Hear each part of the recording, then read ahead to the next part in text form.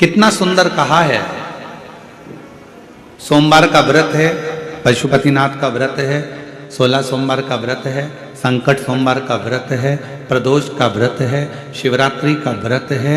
उस दिन बेलपत्र को, जिस दिन आपका व्रत होता है उस दिन बेलपत्र को नहीं तोड़ा जाता। कितना सुंदर वर्णन है, जरा सुनिएगा। शिव महापुराण का, लिंग पुराण का ये वर्णन, शिव पुराण का, स्कंद पुराण का ये वर्णन, ध्यान रखना। जिस दिन आपका सोमवार का व्रत है उस दिन बेलपत्र नहीं तोड़ा जाता। जिस दिन आपका पशुपतिनाथ का व्रत है उस दिन आप बेलपत्र नहीं तोड़ोगे वृक्ष से। जिस दिन आपका प्रदोष का व्रत है उस दिन बेलपत्र नहीं तोड़ोगे। जिस दिन आपका 16 सोमवार का व्रत है उस दिन बेलपत्र नहीं तोड़ोगे। जिस दिन संकट सोमवार का व्रत है, शिवरात्रि का व्रत है, जिस दिन आप शंकर भगवान का तीज का व्रत, छठ का व्रत, भगवान शंकर का कोई भी व्रत अगर आप धारण करते हैं तो उस दिन बेलपत्र को व्रत करने वाले व्यक्ति को नहीं तोड़ना चाहिए। व्रत आज है तो बेलपत्र को एक दिन पहले तोड़कर रख लेना चाहिए। क्यों? ऐसा हमारा शास्त्र, हमारा विधान, हमारे पुराण, हमारे वेद क्यों वर्णन करते हैं? किस लिए वर्णन करते हैं? क्यों कहा गया कि प्रदोष के दिन, जिस दिन आपका व्रत है उस दिन आप कोई सा भी व्रत, आपका सोमवार का व्रत है, आपका शिव जी का अगर कोई व्रत कर रहे हो तो उस दिन आप भगवान शंकर को चढ़ाने के लिए बेलपत्र मत तोड़ो, एक दिन पहले तोड़ो। क्यों कहा गया? हमारे शास्त्र क्यों कहते हैं कि पशुपतिनाथ का व्रत कर रहे हो तो बेलपत्र को एक दिन पहले तोड़ना, सोमवार का व्रत कर रहे हो तो बेलपत्र को एक दिन पहले तोड़ना, प्रदोष का व्रत कर रहे हो तो एक दिन पहले बेलपत्र को तोड़ना। एक दिन पहले उस बेलपत्र को क्यों तोड़ा जाता है? जिस दिन हमारा व्रत रहता है उस दिन हम बेलपत्र क्यों नहीं तोड़ सकते? तो हमारा शास्त्र कहता है, शिव महापुराण वर्णन करती है कि जिस बेलपत्र की पूजन आप साल भर में अगर एक दिन भी आपने बेलपत्र को जल चढ़ाया है, एक दिन भी बेलपत्र को नमन करा है, एक दिन भी बेलपत्र के वृक्ष को यदि तुमने पूजा है, साल भर में एक दिन भी आपने अगर बेलपत्र की आराधना करी है, तो आप जब जब सोमवार का व्रत रखती हो, प्रदोष का व्रत रखते हो, आप जब जब शिवरात्रि का व्रत रखते हो, आप जब संकट सोमवार का व्रत रखते हो, पशुपति व्रत रखते हो, तो तुम्हारे उस व्रत को सफल बनाने के लिए बेलपत्र का वृक्ष भी तुम्हारे लिए व्रत रखता है, जिससे तुम्हें उस फल की प्राप्ति।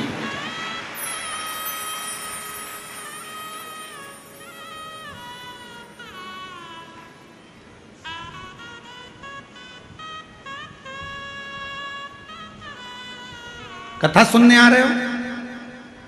घर के बाहर बेलपत्र का पेड़ है, कथा श्रवण करने जा रही हूं, बेलपत्र का वृक्ष है। नहीं, आपको अगर कथा सुनने जा रहे हो तो बेलपत्र अगर चढ़ाना है तो एक दिन पहले आप बेलपत्र को उतारो। कथा सुनने के लिए जा रही हूं और बेलपत्र रास्ते में से तोड़ लिया, कथा में जाकर बैठ गई, बेलपत्र शिव पुराण को समर्पित कर दिया या कथा में समर्पित कर दिया, या विचार करा कि मेरा बेलपत्र व्यासपीठ तक जाएगा, झोली में डाल दिया। ध्यान रखना, कथा सुनने के लिए आ रही हो, सामने बेलपत्र का वृक्ष दिख गया, उसको झुककर प्रणाम करो, नमन करो और कहो, मेरे बाबा, मेरे शंभु, आपका दर्शन कर कर जा रही हूं। मैं जानती हूं इस बेलपत्र के वृक्ष में गौरी शंकर हैं, मैं जानती हूं इस बेलपत्र के वृक्ष में नारायण लक्ष्मी है, मैं जानती हूं इस बेलपत्र के वृक्ष में 64 योगनियां है, मैं जानती हूं इस बेलपत्र के वृक्ष के तने में स्वयं कुबेर बैठकर साधना करता है। इस बेलपत्र के वृक्ष को मैं नमन करती हूँ। बाबा, आपसे प्रार्थना करती हूँ कि मैं कथा सुनने के लिए जा रही हूँ, जब मैं कथा सुनकर वापिस आऊँ ना, हे बेलपत्र महारानी, हे बेलपत्र के वृक्ष, हे शंकर, ऐसी कृपा करना कि मेरी खाली झोली को भंडार से भर देना, उसको नमन करो। और हम क्या करते हैं? कथा सुनने जा रहे हैं तो बेलपत्र का वृक्ष अपने आंगन में है या बेलपत्र का वृक्ष रास्ते में पड़ गया, 4-6 बेलपत्र तोड़ लिए, कथा में जाकर बैठ गए, कथा सुन ली, बाद में बेलपत्र समर्पित कर, ना ना ना ना, आते समय बेलपत्र को नमन करते हुए। और शंभु शरण मांगू घड़ी रे घड़ी, दुख काटो, दया करी निदर्शन आपो। शंभु शरण पड़े मांगो घड़ी रे घड़ी, दुख काटो, दया करी निदर्शन आपो। 3 गहनों में पहले नंबर का गहना विश्वास का है। अब शिव जी ने पार्वती से कहा दूसरे नंबर का गहना जो मनुष्य के पास होना चाहिए वो है उसकी मेहनत का गहना। दूसरा गहना है उसकी मेहनत का, उसका परिश्रम, उसकी मेहनत।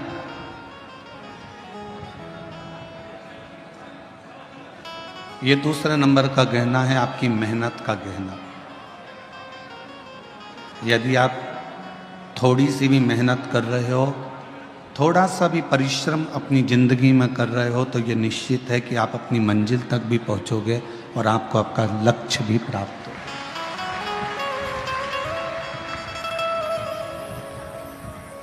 फिर शिवजी ने तीसरे नंबर का गहना बताया। पार्वती जी से कहा, पार्वती तीसरे नंबर का गहना है सब्र, थोड़ा इंतजार, थोड़ी प्रतीक्षा।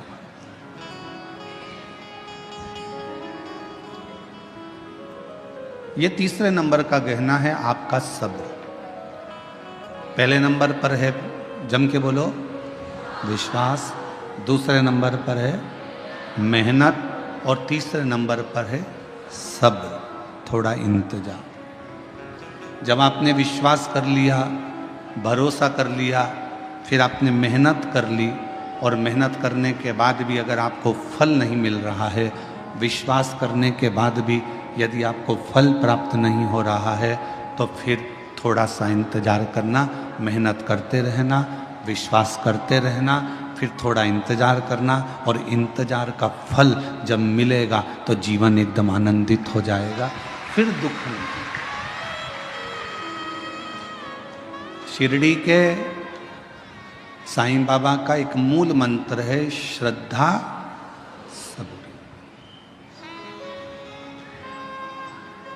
श्रद्धा होना चाहिए और सबूरी होना चाहिए, थोड़ा प्रतीक्षा, थोड़ा इंतजार।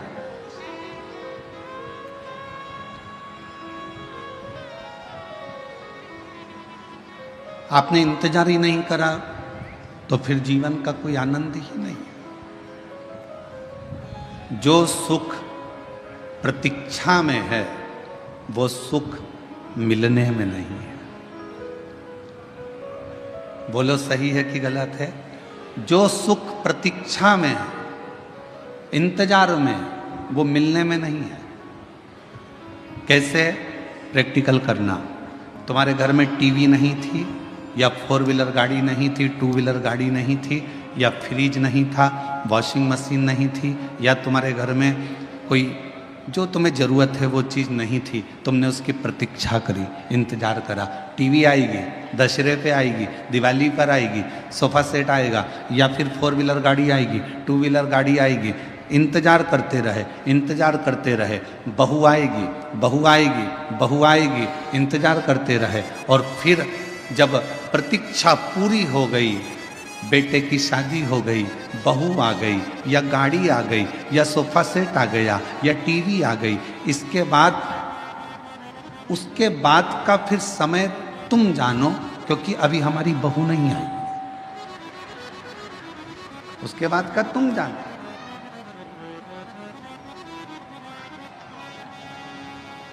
बोलो सही है कि गलत है?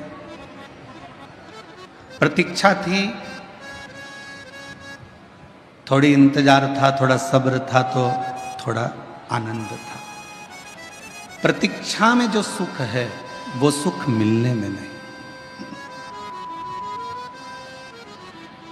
वो एक लाइन आप लोग स्मरण में फिर से लें।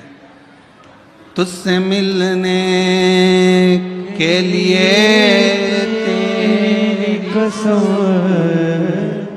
तुझसे मिलने के लिए तेरी कसम एक मुलाकात जरूरी है सनम एक मुलाकात जरूरी है सनम। प्रतीक्षा करो, इंतजार। और जो सुख इंतजार में है वो मिलने में नहीं है।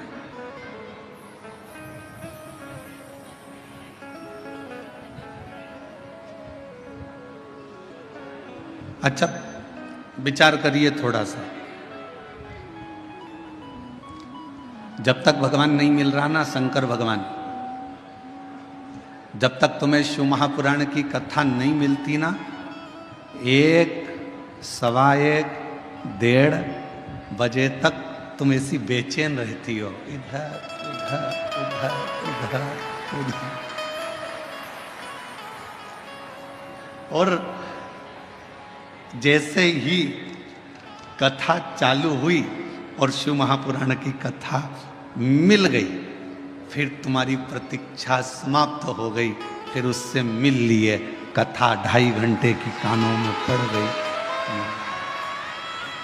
अब फिर जैसे ही सुध नहीं रहेगी, क्यों इतनी जल्दी 4 बज गई? जिसका इंतजार रहता है ना, और उससे अगर मिलन हो जाए तो उससे मिले हुए 10 घंटे, 12 घंटे, 8 घंटे, 4 घंटे थोड़े से लगते हैं। इतनी जल्दी? फिर 4 बजते से ही अपनी अपनी दरी संभाली, बेग पीछे करा,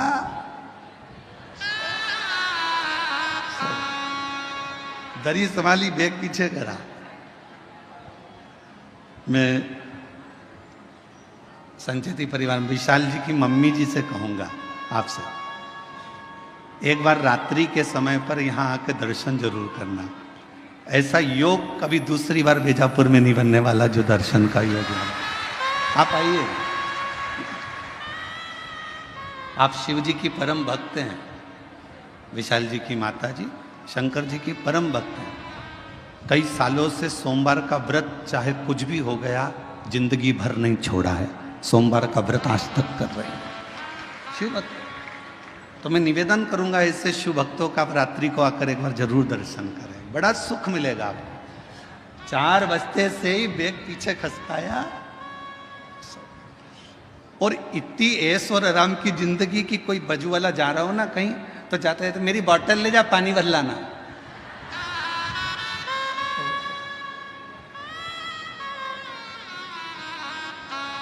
हम तो बाबा के भरोसे चलते हैं, हम तो बाबा के भरोसे चलते हैं। ये दुनिया वाले जलते हैं, ये दुनिया वाले जलते हैं। डमरू बाबा के भरोसे चलते हैं, काशी वाले के भरोसे चलते हैं, सीहोर वाले के भरोसे चलते हैं। प्रतीक्षा में जो सुख है वो मिलन में नहीं। मेरे भोले बाबा से कहते रहना, तुम मिलना मती, बस तुम्हारी प्रतीक्षा करती रहूं, तुम्हें याद करती रहूं, तुम्हारा इंतजार करती रहूं, वो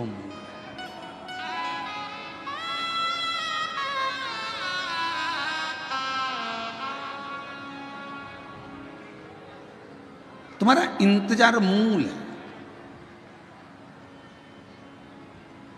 मिलने के बाद इतनी फिर आनंदता नहीं रहती है, प्रतीक्षा में आनंदता रहती है। प्रतीक्षा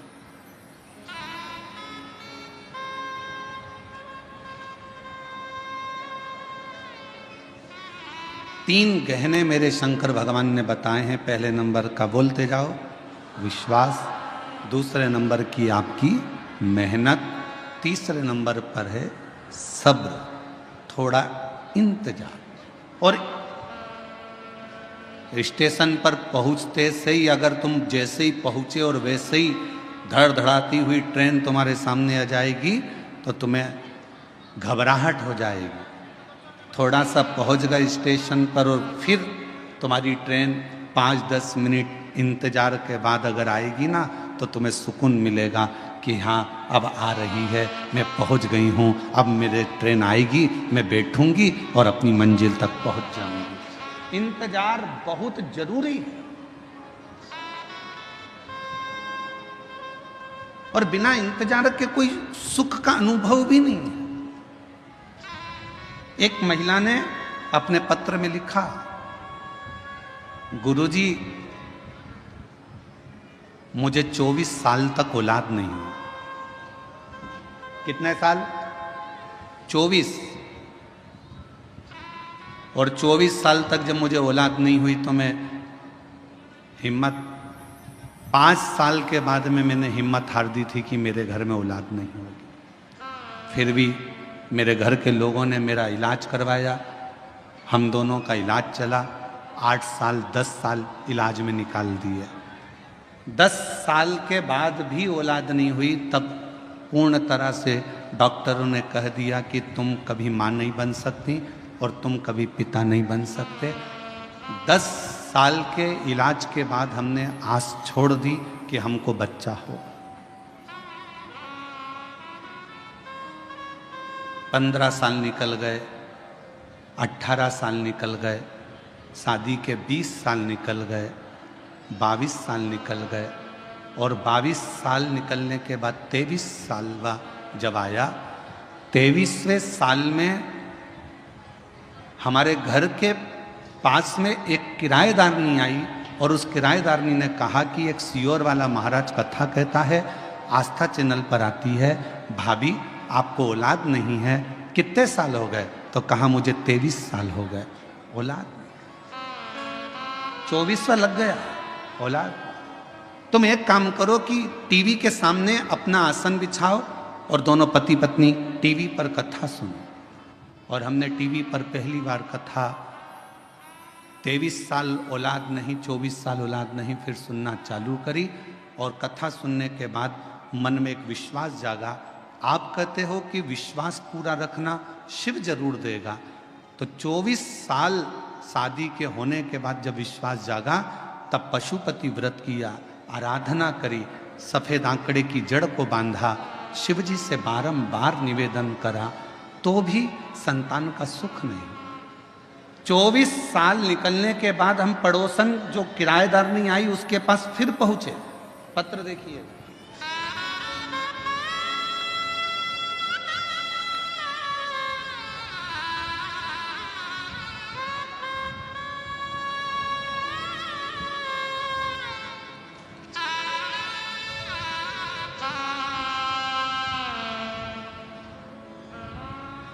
मेरा नाम सोसीमा राजेंद्र पाटिल, गांव सिऊर, तहसील बेजापुर, जिला छत्रपति संभाजी नगर।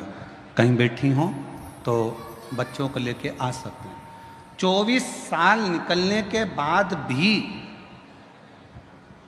संतान का सुख सामने नजर नहीं आया तो किराएदारनी से कहा कि वो सियोर वाला महाराज भी झूठ बोलता है। किराएदारनी ने कहा तू ऐसी बात मत कर, मैं सबकी बुराई सुन सकती हूँ पर वो सियोर वाला महाराज की नहीं सुन सकती, वो झूठ नहीं बोलता। उस किराएदारनी ने अपने उस बहन ने पत्र में लिखा कि किराएदारनी बोली वो सियोर वाला महाराज कथा नहीं कहता, शंकर स्वयं कथा कहता है और मुझे विश्वास है तेरे घर औलाद होगी। एक बार फिर वापिस सफेद आंकड़े की जड़ का प्रयोग कर, वापिस प्रयोग करा और बाबा की कृपा से 15 फरवरी 2024 को एक नहीं, बाबा की कृपा से 2 संतान ने जन्म लिया 24 साल के बाद। दोनों संतान के फोटो लगा रही हूँ, दोनों के फोटो आप लोग एलईडी पर आस्था चैनल पर देख सकते हैं। एलईडी आस्था चैनल पर दोनों के फोटो देख सकते हैं। एक नहीं 2 मेरे बाबा ने दिए और 24 साल के बाद शिव पर अगर कहीं बैठी हो तो दोनों बच्चों को लेकर आ सकते। शिव पर करा भरोसा कभी टूटा नहीं, कभी नहीं। इंतजार बहुत जरूरी, सब्र बहुत जरूरी। 3 गहने मेरे शंकर भगवान बता रहे हैं पार्वती जी को। पहले नंबर का बोलते जाओ, विश्वास अपने आप पर भी रखना और देवाधिदेव महादेव पर भी रखना। दूसरे नंबर का अपनी मेहनत, मेहनत में पीछे मत हटना, परिश्रम करते रहना। कुआं खोदते रहो, 10 कुएं मत खोदना।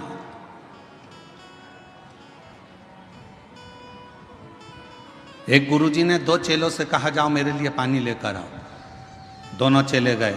एक चेले ने यहाँ पर कुआं खोदा, पानी नहीं निकला, वहाँ पर कुआं खोदा, पानी नहीं निकला, वहाँ पर कुआं खोदा, पानी नहीं निकला।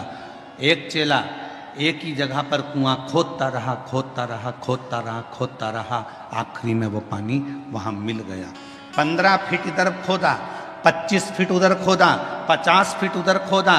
उस लड़के ने एक ही जगह पर 100 फीट खोद दिया।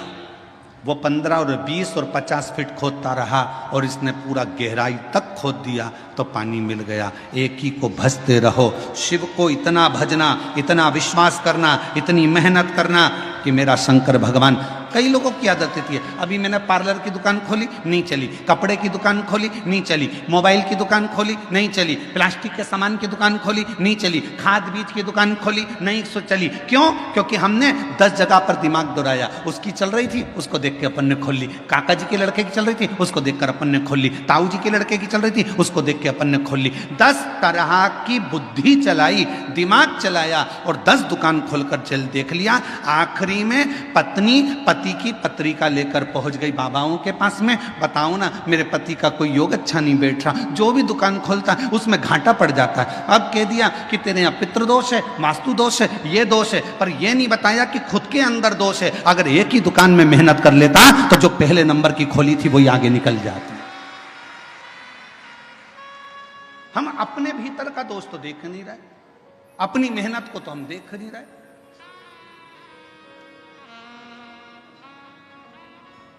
और मत बुरे कर्म कर बंदे वरना पछताएगा, भगवान की आंखों से तू बच नहीं पाएगा, तू बच नहीं पाएगा।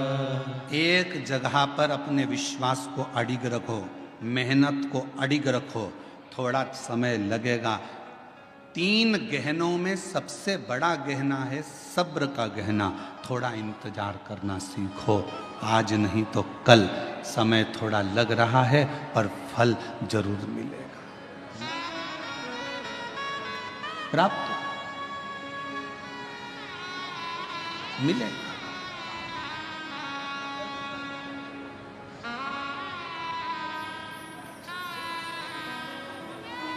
थोड़ा सा इंतजार करो, थोड़ा सा। और शंभु शरणे पड़ी मांगू घड़ी रे घड़ी, दुख काटो दया करी दर्शन आपको। समय लग सकता है। एक बहन ने एक और पत्र लिखा, अच्छा है।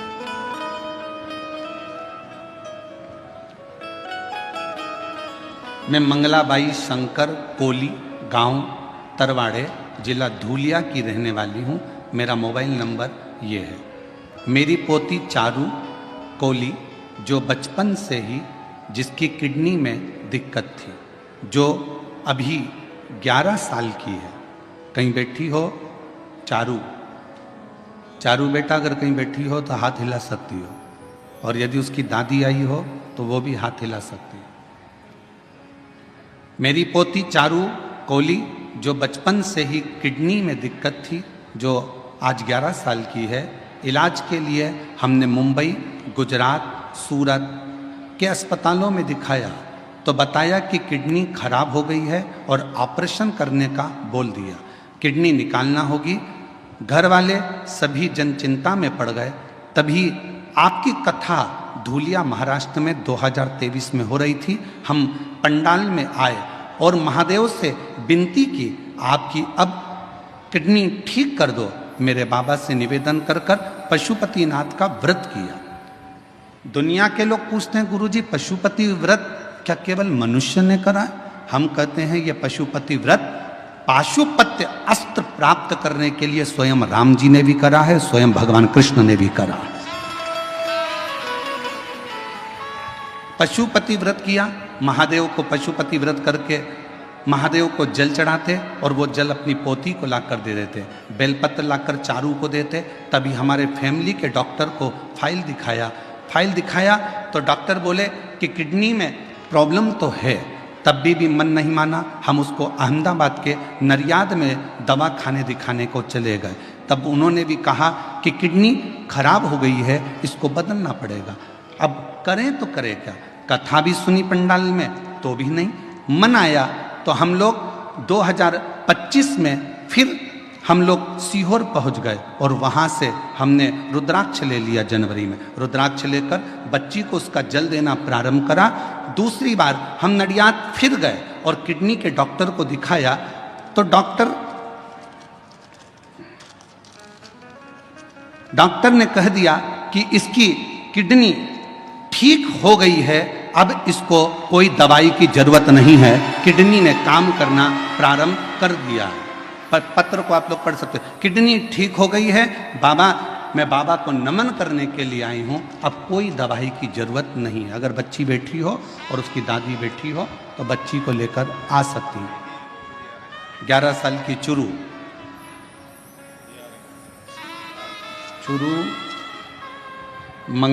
मंगलाबाई शंकर कोली, गांव तरवाड़े, जिला धूलिया की रहने वाली। मोबाइल नंबर ये है। शिव शिव है, शंकर शंकर। अब इसमें 3 चीजें सामने आ गई। पहले नंबर पर आपका विश्वास, दूसरे नंबर पर आपकी मेहनत। डॉक्टर को भी दिखाया और हमने पहले भी कथा में कहा है, डॉक्टर शंकर जी का एक रूप है। कौन है डॉक्टर? शिव का एक रूप है। आप डॉक्टर के पास जाइए,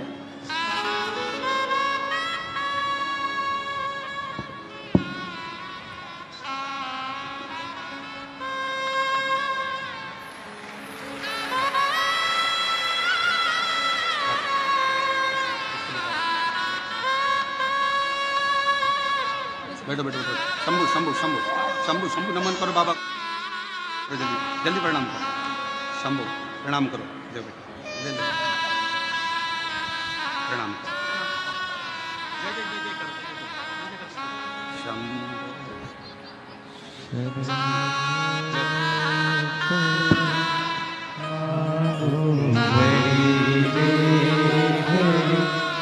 दुखे काटो। 24 साल के बाद बच्चे हुए हैं, जोरदार ताली बजाकर स्वागत करिए।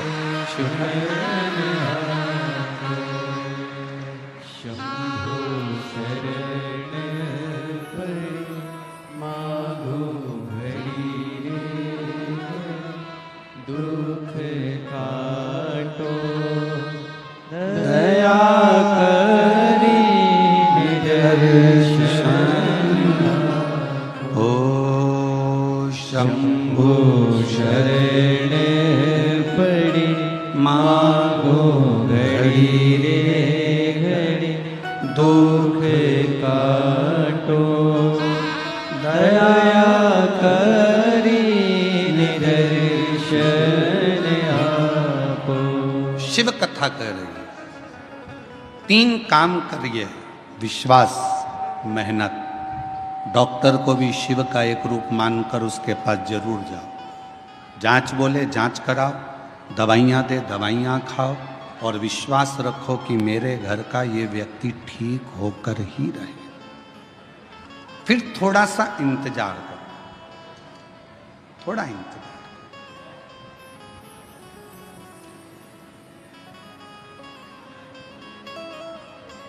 गलत जगह पर मत चले जाना। जब व्यक्ति दुखी होता है, तकलीफ में आता है, कष्ट में आता है तो फिर वो 2-4 जगह दूसरी जगह भी जाता फिरता है। फिर कोई ने कह दिया ऐसा कर लो, फिर कोई ने कह दिया वैसा। ना ना ना, सारी समस्या का हल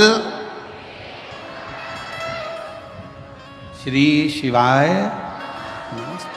बोल बम का नारा है। फिर नहीं भटक।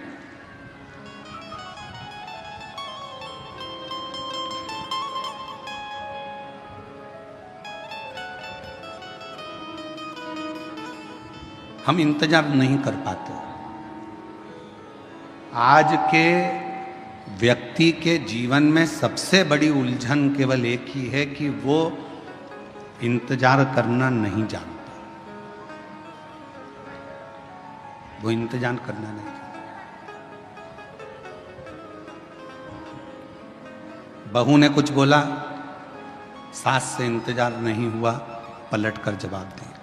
सास ने कुछ बोला, बहू ने तुरंत पलट कर जवाब दिया। बाप ने कुछ बोला, बेटे ने पलट कर जवाब दिया। बेटे ने कुछ बोला, बाप ने पलट कर जवाब दिया। भाई ने कुछ बोला, भाई ने पलट कर जवाब दिया। आज के जमाने में लोग थोड़ा सा इंतजार नहीं करते।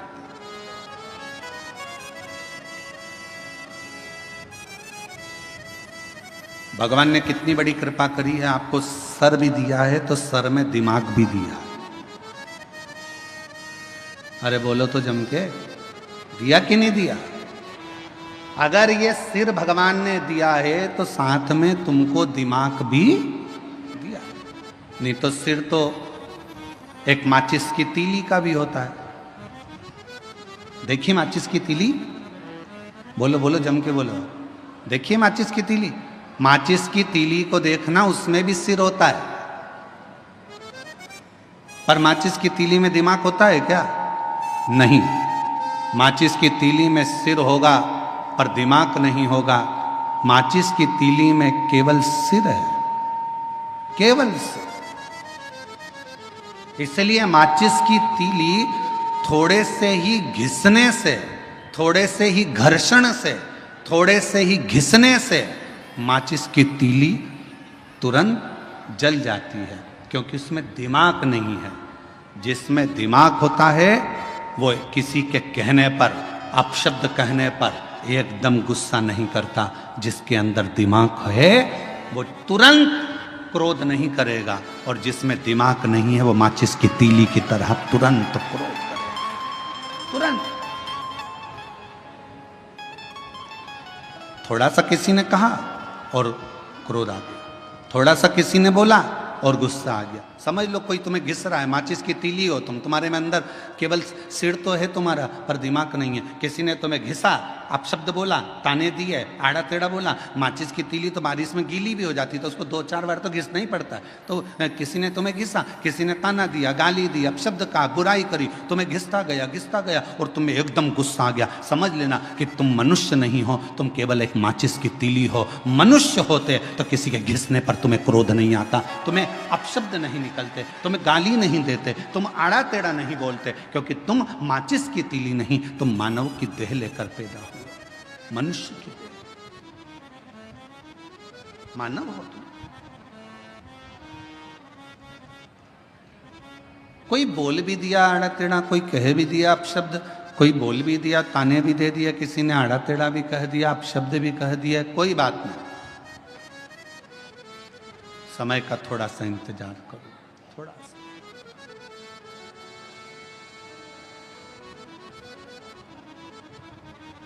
कभी मौका लगे ना तो एक बार शिव महापुराण की रुद्र संहिता अवश्य पढ़िएगा, और कभी अगर मौका मिल जाए तो कुर्म पुराण का 26वें नंबर का अध्याय जरूर पढ़िएगा। कुर्म पुराण के 26वें अध्याय में और शिव महापुराण के रुद्र संहिता में, दोनों में भगवान शंकर माता पार्वती जी से कहते हैं, ब्रह्मदेव से कहते हैं, ब्रह्मा जी सुनो, ए ब्रह्मदेव, मेरे भक्त का यदि कोई स्वप्न में भी गलत करने का सोचता है, शिव जी कहते हैं वो अपनी पूरी जिंदगी को बर्बाद कर बैठता है, पूरी जिंदगी को बर्बाद कर। यदि आप शंकर भगवान का भजन कर रहे हो, शिव जी को एक लोटा जल चढ़ा रहे हो, शंकर भगवान का अनुमोदन कर रहे हो, शिव जी का गुणगान कर रहे हो, शंकर जी की कथा का रसपान कर रहे हो, शिव भक्ति में डूबे हुए हो, शंकर जी के नाम में डूबे हुए हो, शंकर जी की भक्ति में डूबे हुए हो, शिव स्मरण में डूबे हुए हो, शंकर भगवान की कथा में डूबे हुए हो, भगवान की अविरल भक्ति में डूबे हुए हो, और यदि कोई तुम्हारा बुरा कर रहा है, तुम्हारे लिए बुरा लिख रहा है, तुम्हारे लिए बुरा बोल रहा है, तुम्हारे लिए बुरा करने की तैयारी में है, समझ लेना उसके घर का व्यक्ति कोई ना कोई घर में या तो बीमार पड़ा रहेगा, या उसके घर में धीरे धीरे तकलीफें बढ़ती चली जाएगी, और उसको मरते दम तक धीरे धीरे केवल भुगतना ही पड़ेगा, वो सुखी नहीं रह सकता। ये सियोर वाला महाराज नहीं कह रहा है, ये पंडित प्रदीप मिश्रा नहीं कह रहा है, यह कह रही है शिव महापुराण की रुद्र संहिता, यह कह रही है कुर्म पुराण का 26वें नंबर का अध्याय वर्णन कर रहा है। स्वयं भगवान शंकर ब्रह्मा जी से कहते हैं, मेरे भक्त का यदि कोई स्वप्न में भी बुरा करने का सोचता है, बुरा बोलने का सोचता है, बुरा कहने का सोचता है, तो उसने अपने पूरे परिवार को डुबोने का विचार कर लिया, उसका परिवार सुखी नहीं रह सकता। तन से, मन से और धन से वो बर्बाद होता ही रहता है। इसलिए मेरी जीजियों, मेरे जीजाओं, मेरी बेटियों बेटाओं, मेरी माताओं, मेरे भाई, मेरे बंधुओं, मेरे पिता तुल्य बुजुर्ग बंधुओं, मैं आपसे निवेदन करना चाहूंगा, सबकी निंदा करिएगा पर शिव की कभी निंदा नहीं। सबकी निंदा करिए पर शंकर के भक्त की कभी निंदा नहीं। कारण एक, नारद जी ने भगवान विष्णु से शिव जी की निंदा करी थी, तो नारद जी के मुख बंदर का लगा था, बंदर का। नारद जी ने भगवान विष्णु से शिव जी की निंदा करी और भगवान विष्णु ने निंदा सुन ली थी, तो उनको घोड़े का मुंह लगा था, हयग्रीव अवतार हुआ था। ये निंदा बड़ी विचित्र है। बहुत सारे मिलेंगे दिन भर मोबाइल पर, उनका एक ही काम है कि शिव पुराण की निंदा करो, शंकर जी की निंदा करो, शिव भक्त की निंदा करो, शिव कथा वाचने वालों की निंदा करो, शिव स्मरण करने वालों की निंदा करो। उनके पास केवल फ्री बैठे हैं, तो वो अपने कुल को कैसे डुबोएंगे? तो गलत गलत लिखते जाते हैं, जिससे उनका कुल, परिवार, बेटे बेटी, माता पिता, परिवार के जितने सदस्य हैं, वो किसी ना किसी रूप में तकलीफ भोगते ही रहते हैं। गलत लिखा, गलत बोला, गलत।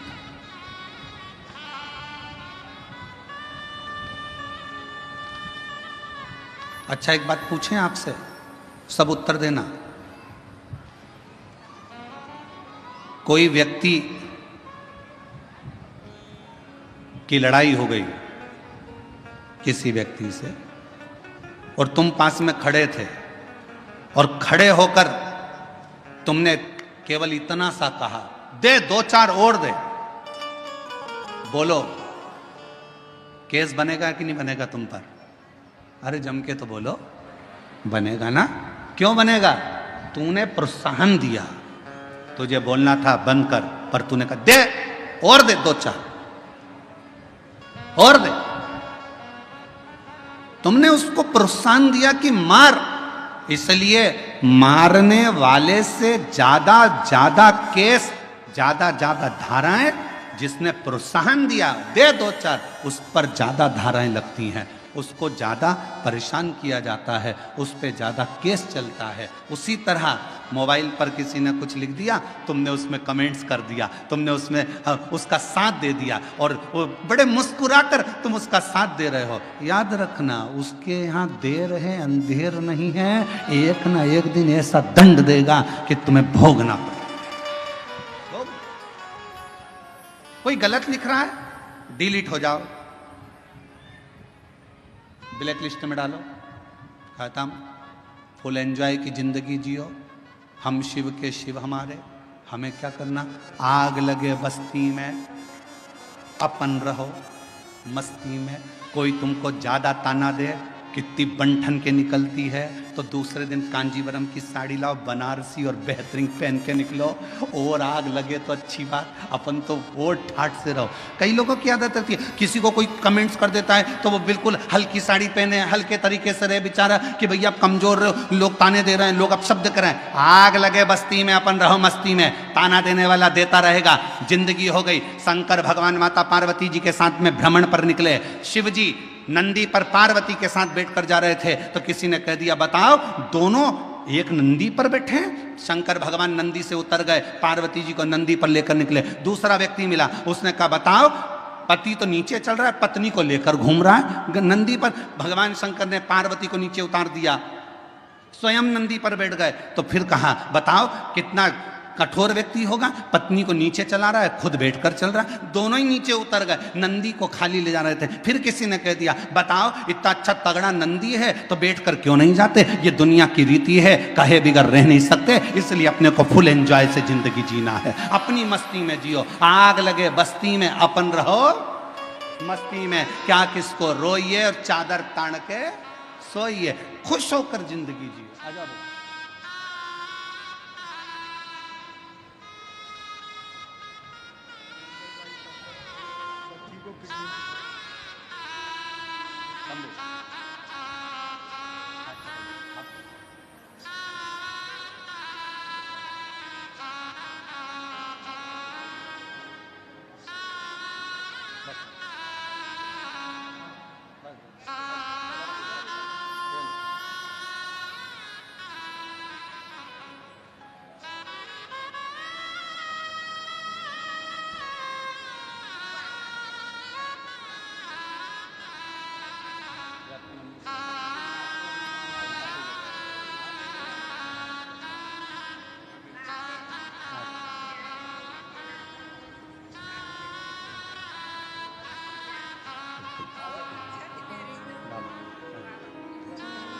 यही बच्ची है जिसकी किडनी बचपन से ही बेकार थी।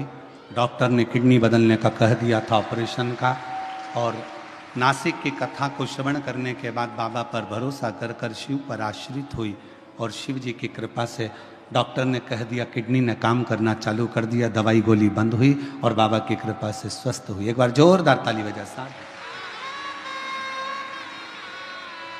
शंभु शरणे पड़े मांगू घड़ी रे घड़ी, दुख काटो दया करी दर्शन आपको।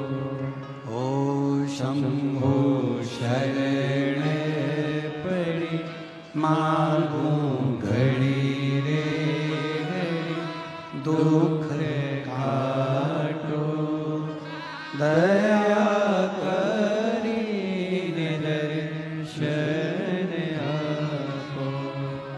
भगवान शिव की कथा कह रही है, थोड़ा इंतजार रखिए, थोड़ा सब्र कह दो, बोल नहीं। और फिर निवेदन करूं इस बैजापुर की बेलपत्र शिव महापुराण की कथा से, 33 कोटि देवताओं में और देवियों में सबसे ज्यादा यदि किसी को सुनने को मिला है तो मां पार्वती और देवादिदेव महादेव को सुनने को मिला है।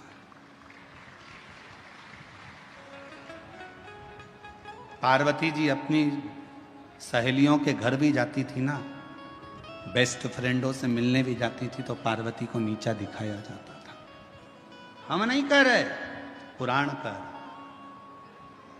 एक बार पार्वती जी अपनी सहेली के यहां पर चली गई, मां लक्ष्मी के यहां, और लक्ष्मी जी बैठी हुई थी और पार्वती जी को देखकर बोली, पार्वती तेरे भी भाग्य बड़े विचित्र हैं री, पति भी मिला तो अड़भंगा मिला, नग्न वेशधारी, जटाजूड़ बांधने वाला, भस्म रमाने वाला। मेरा घर देख, मेरे पति को देख, मेरे घर में सोने के सिंहासन, सोने के पर्णकोटे, बैकुंठ देख, सोने की दीवालें, सोने के कलश, सोने के द्वारे, सोने के फाटक, सोने की खिड़की, सब सोने का बना है। और पार्वती जी बोली मुझे सोने से मतलब क्या है, मेरा तो जो पति है वो ही गोल्ड है, तो मुझे करना क्या है? जब मेरा पति ही गोल्ड है तो मुझे करना क्या इस गोल्ड? क्या करूं?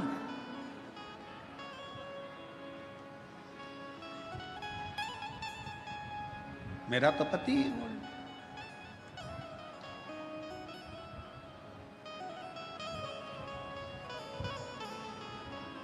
वो कहते हैं भोलेनाथ ब्यूटी फूल।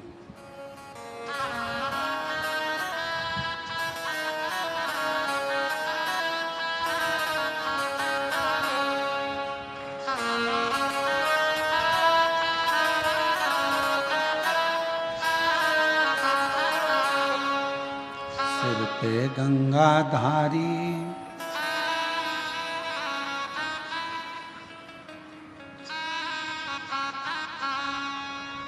क्या बोलते सले, मस्तक पे गंगा सिर पे लेवे, कल्याण उनका कर दे।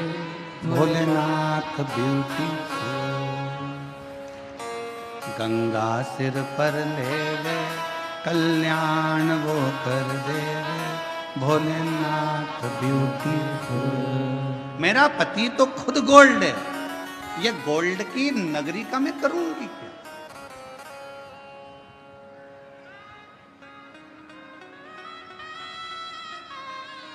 पति की निंदा करी, पार्वती जी से सहन नहीं हुआ, पार्वती जी चली। शिव जी के पास पहुंची तो भगवान शंकर तो समाधि में लीन थे, पार्वती जी एकदम धमक के शिव जी के पास तेजी में बैठ गई। पत्नी के हाथ के बर्तन मांजते मांजते गिरने लगे, बर्तन की आवाज तेज आने लगे, तो पति को समझ लेना चाहिए कि जरूर कोई बात है, कोई बात जरूर है, आवाज आ रही है। पार्वती जी धम्म से बैठी, शिव जी समझ गए कोई बात जरूर है, क्या हुआ है? पार्वती जी से पूछूंगा तो अभी विवाद छिड़ जाएगा, तो बोले ना बोले कुछ नहीं, थोड़े से उधर खसक गए। जैसे ही खसके तो पार्वती जी और उधर खसक गए। शिव जी ने सोचा बात कुछ ज्यादा ही बड़ी है, तो शिव जी और उधर खसके तो पार्वती जी और खसक गए। अब शिव जी तो कुछ बोल नहीं रहे थे, जब इतनी सारी लीला हो गई, झाड़ू को बार बार झड़ा रही है, कपड़ा झड़ा रही है, कहीं कमरे में पति लेटा हुआ था, खूब चद्दर को झटक रही है, जानकार करके हरकत कर रही, तो फिर पति को पूछना तो चाहिए ना, पति पूछे नहीं तो पत्नी का गुस्सा और बढ़ते चले जाता। और फिर धीरे धीरे वो गुस्सा कहां पर जाता है? बच्चों पर। अपना बैग सही जगह पर रख, हट यहां से, उठा। और तुम्हारे पिताजी की नौकर नहीं लगी हो कि टिफिन यहां पटक दिया, बैग वहां पटक दिया, जूते वहां पटक दिया, उठाओ अपने अपने जूते, नहीं उठाना, जा रख। इतने में वो सो रहा था, धीरे से चद्दर में से झांक के देखा,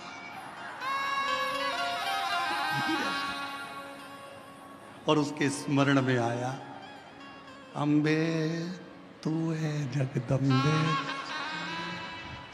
जय वो बेजापुर वाली, हम सब उतारे तेरी।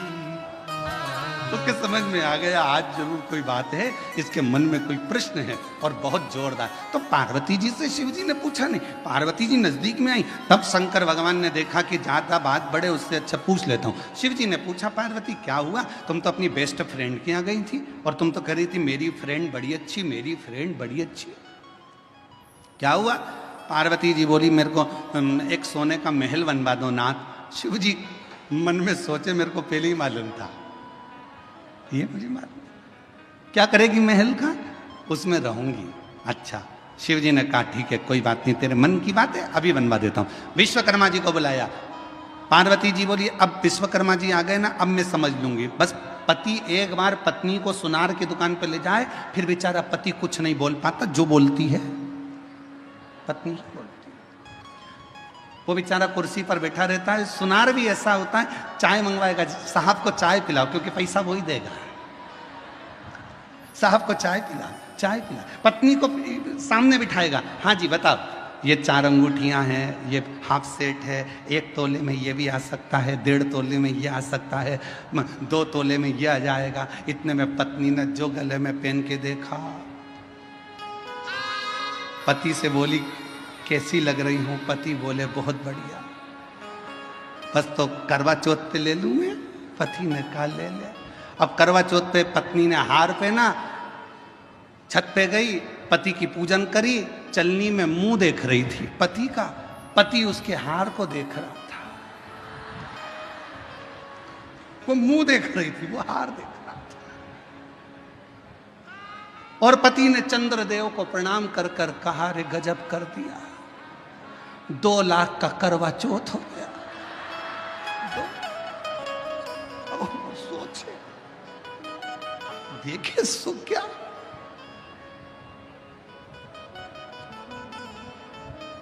और जैसे ही पत्नी ने सिर पे पल्लू लेके फिर पति के, अरे बोलो तो, पति के, ये पति के चरण छू रही थी। पति चंद्रदेव को प्रार्थना कर रहा था, जैसे आज छू रही है, रोज क्यों नहीं कर देता? ऐसी कृपा। अब शिव जी ने कहा मैं बुलवा देता हूं, लाओ। विश्वकर्मा जी को बोला, विश्वकर्मा जी आओ जरा। जैसे विश्वकर्मा जी आए, कह दिया पार्वती जी ने, अब मैं बता देती हूँ कैसा। और बनवा दे रे भोला सोने की एक नगरिया, बनवा दे रे भोला सोने की एक, सोने के पर्ण कोटे जिसमें सोने की अटरिया, सोने के पर्ण कोटे जिसमें सोने की अटरिया, बनवा दे। हमारे बीच में माननीय रेल मंत्री जी के अंदर से श्री राव साहब जी पधारे हैं। एक बार जोरदार ताली बजाकर स्वागत वंदन। जोरदार ताली बजाकर स्वागत करें माननीय रेल मंत्री जी का, जो हमारे बीच में पधारे हैं।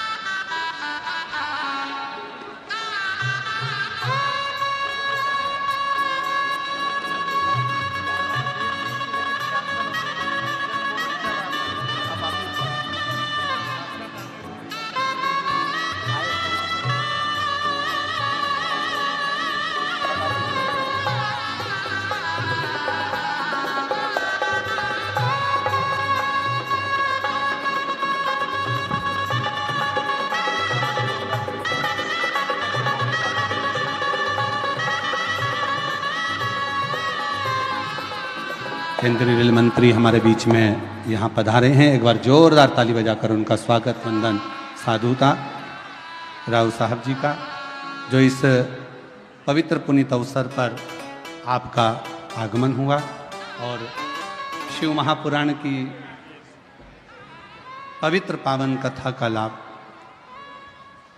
आप और हमको यहाँ प्राप्त हुआ।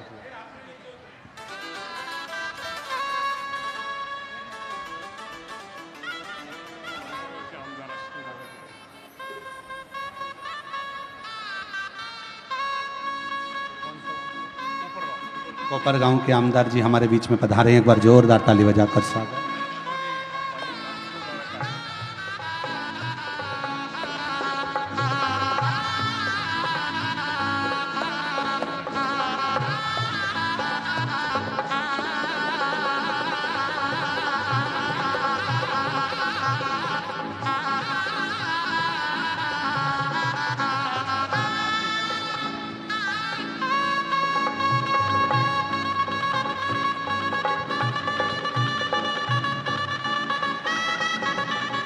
बनवादिर भोला सोने की एक अटरिया, बनवा दे रे भोला सोने की एक अटरिया,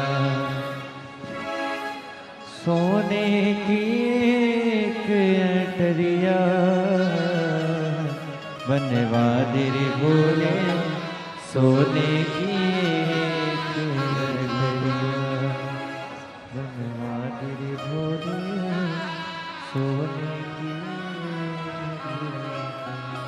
एक बार माननीय रेल मंत्री जी के लिए और सांसद महोदय के लिए जोरदार ताली बजाकर स्वागत वंदन अभिनंदन।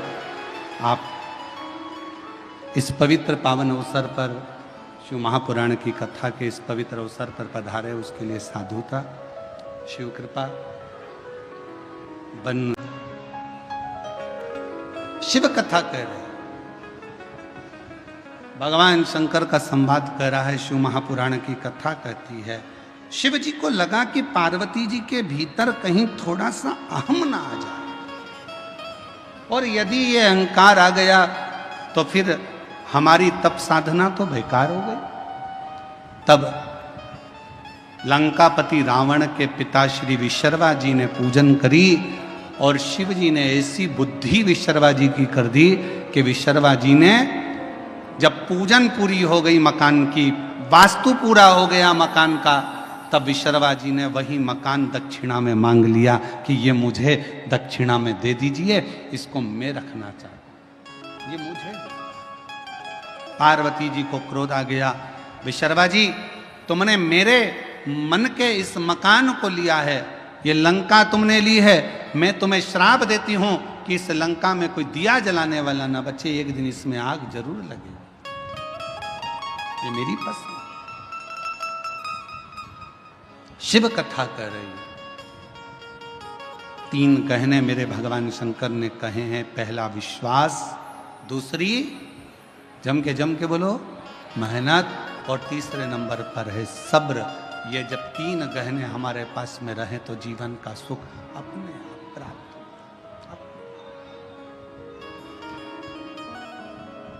और शिव तो शिव है, कुछ नहीं रखते अपने पास में, सब देते। बस आप उसके नाम का स्मरण करते चलो, उसको पुकारते चलो, श्री शिवाय नमस्तुभ्यम कहते चलो।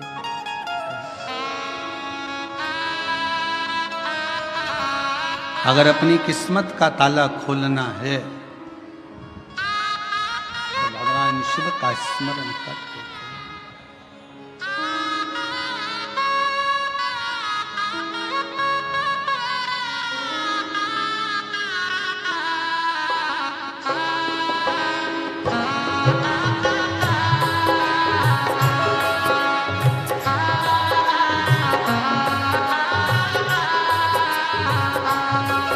अपनी किस्मत का ताला हो, अपनी किस्मत का ताला हो, अपनी किस्मत का ताला तुम खोलते चलो। श्री शिवाय नमस्तुभ्यं तुम बोलते चलो, श्री शिवाय नमस्तुभ्यं तुम बोलते चलो, श्री शिवाय नमस्तुभ्यं तुम बोलते चलो, श्री शिवाय नमस्तुभ्यं तुम बोलते चलो। अपनी किस्मत का ताला हो, अपनी किस्मत का ताला हो, अपनी किस्मत का ताला तुम खोलते चलो। श्री शिवाय नमस्तुभ्यं तुम बोलते चलो, श्री शिवाय नमस्तुभ्यं तुम बोलते चलो। राधे राधे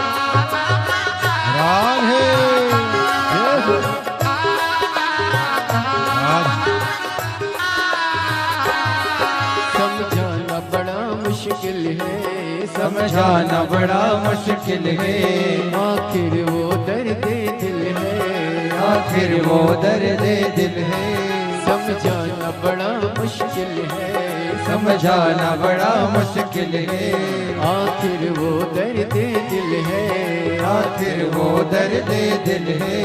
सच्चा दरबार लगा है ये भोले की महफिल है, सच्चा दरबार लगा है ये भोले की महफिल है, सच्चा दरबार लगा है ये भोले की महफिल है, सच्चा दरबार लगा है ये भोले की महफिल है। नैनों को भोले बाबा का ओ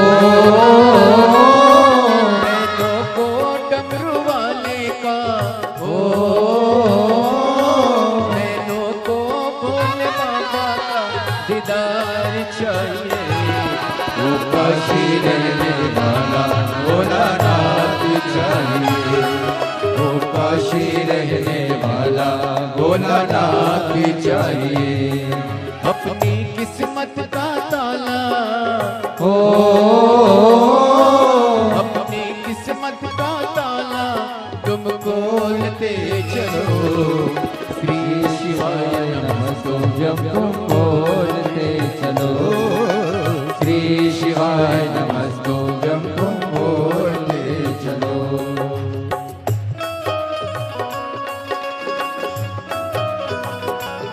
राधे हरि बोल।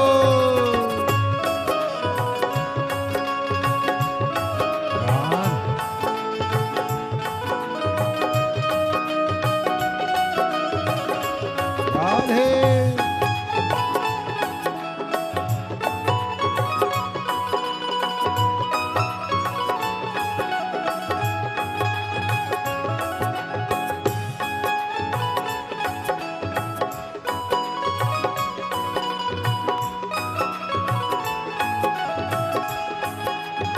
राधे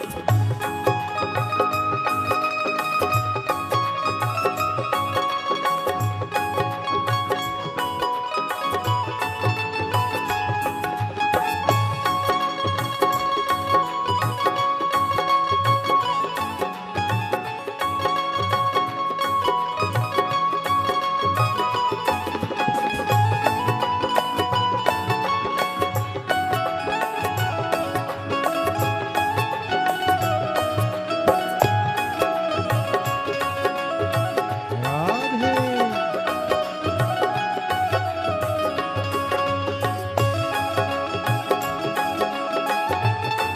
राधे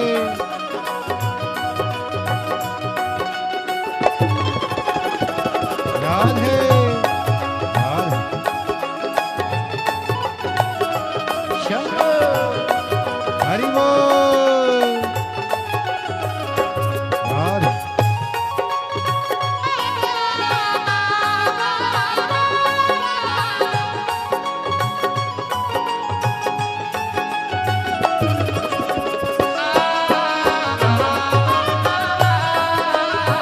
राधे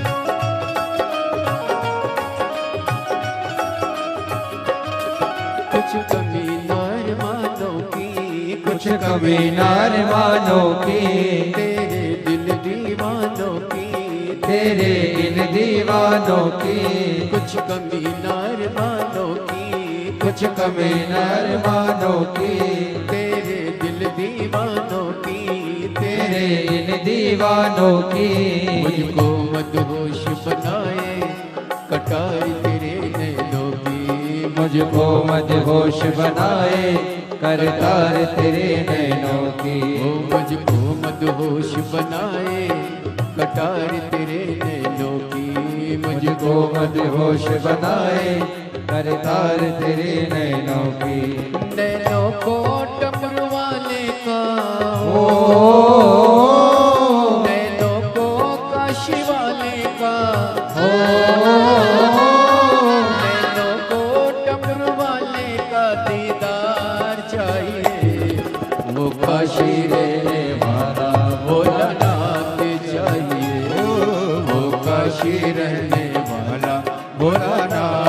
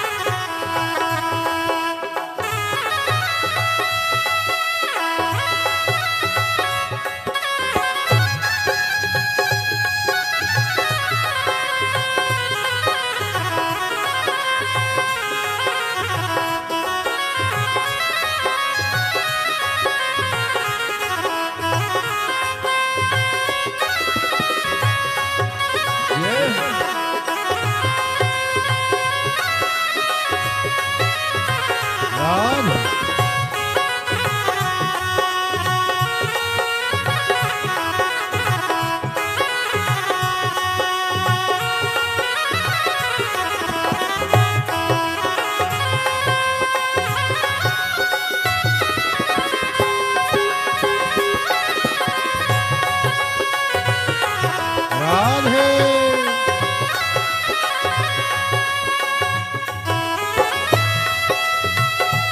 राधे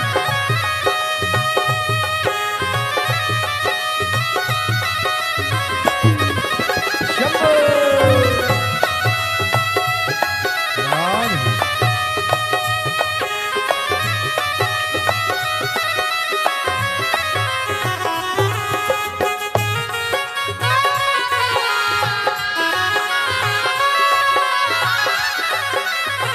राधे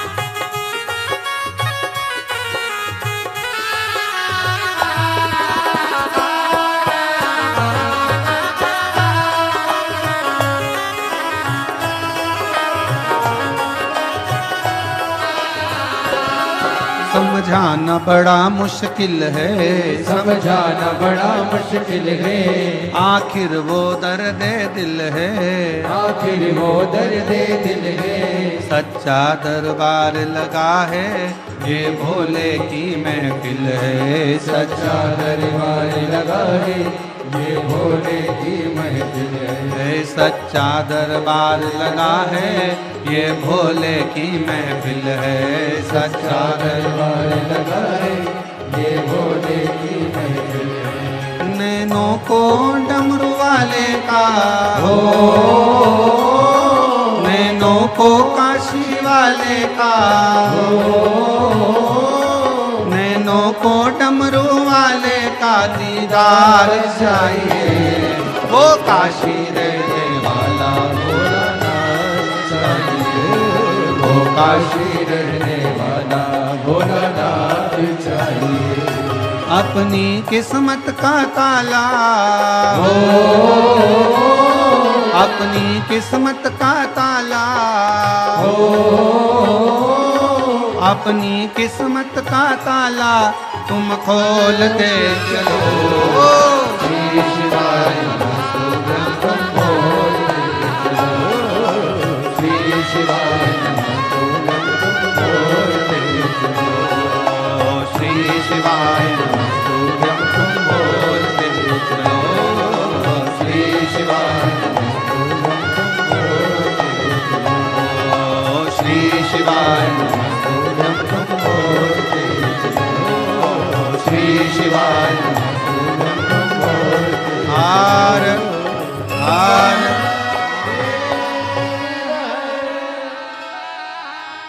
अपने स्थान पर बैठकर बाबा देवाधिदेव महादेव को अपने हृदय से विनय करें, निवेदन करें, पुकारें, विनती करें, जहाँ जगह मिले वहाँ बैठकर बाबा को अपने मन का भाव कहें, विनय करें। देखो दूसरे की जगह पर मत बैठो, थोड़ा थोड़ा खसक खसक कर बैठो, आराम आराम से जहाँ जहाँ जगह मिल जाए वहाँ वहाँ बैठते जाएं।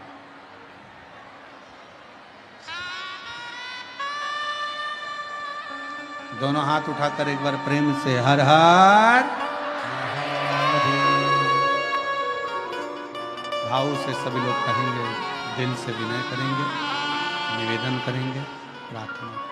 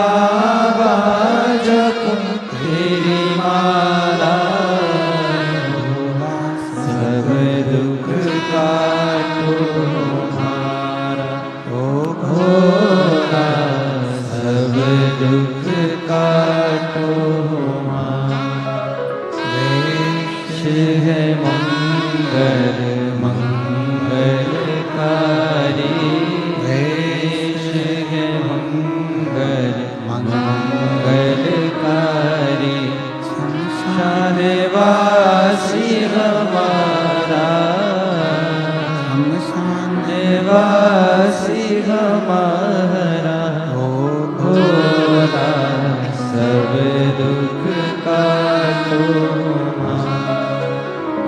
भोला सब दुख काटो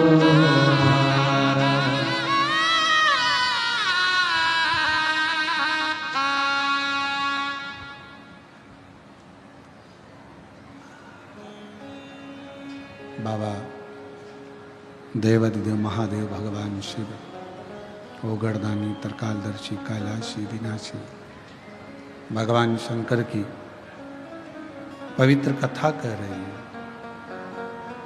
शिव महापुराण की कथा वर्णन कर रही है।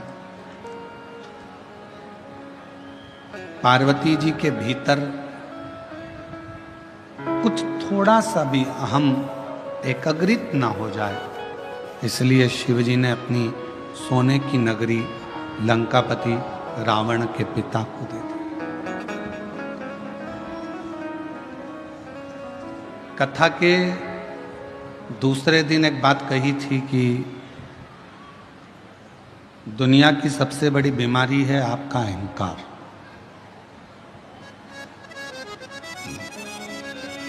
यदि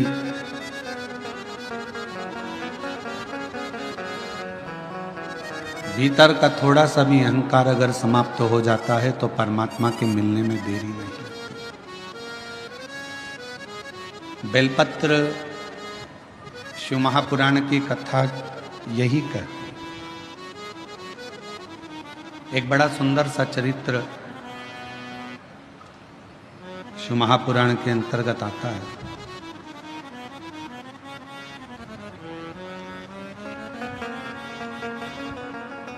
चतुर्मास का समय था, जैसे चातुर्मास प्रारंभ होने वाला है और चातुर्मास का क्रम चालू होगा।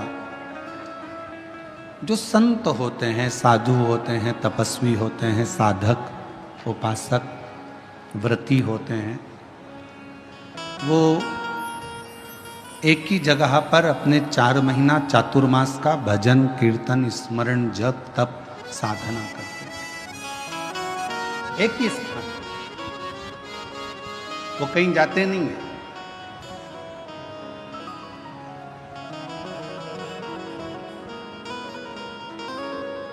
किसी ने एक बात पूछी कि गुरुजी, व्रत क्या केवल मनुष्य ही करता है?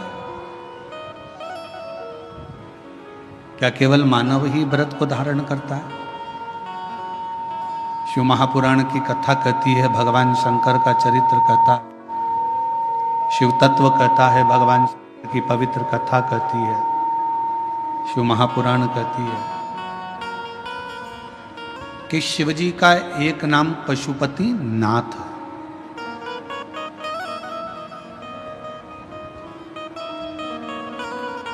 शिव को पशुपति नाथ भी कहते हैं, अर्थात 33 कोटि देवताओं को पशु बनाकर स्वयं उनके पति बनकर तारकासुर के 3 बेटे तारकाक्ष, विदुमाली और कमलाक्ष की, इन तीनों का संहार मेरे शिव जी ने करा था।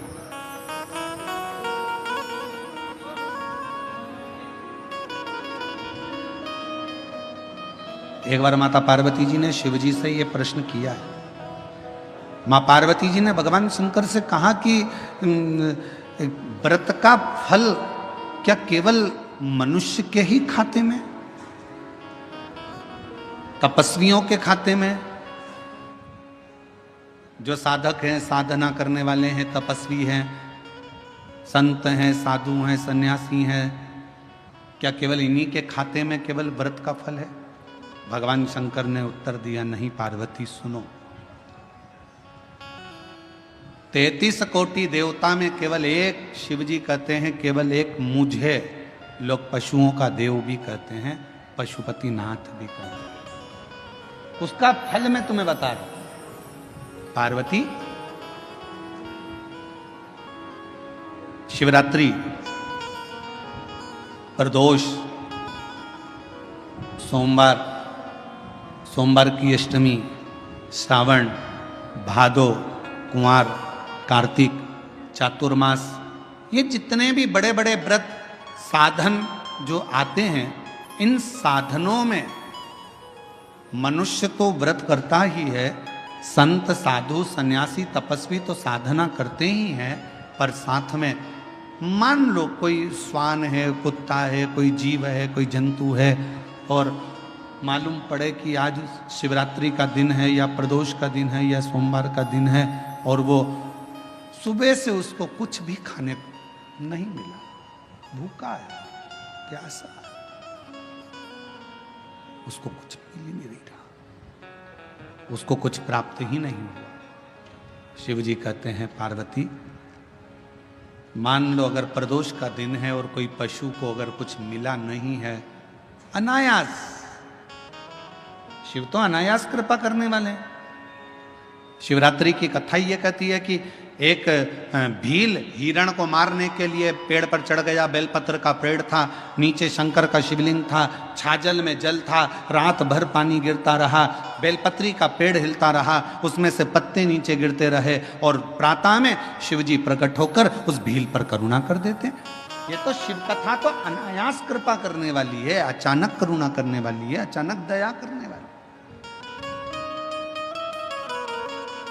कोई पशु है, कोई पक्षी है, कोई जलचर है, कोई थलचर है, कोई वायुचर है, कोई ऐसे जीव हैं जो तिथि पर मान लो भूखे हैं, प्यासे हैं, शिव कहते हैं पार्वती, जितना मनुष्य को व्रत का फल प्राप्त होता है, शिव कहते हैं उससे 4 गुना ज्यादा फल मैं पशुओं और पक्षियों को भी प्रदान कर देता हूं, उससे 4 गुना ज्यादा।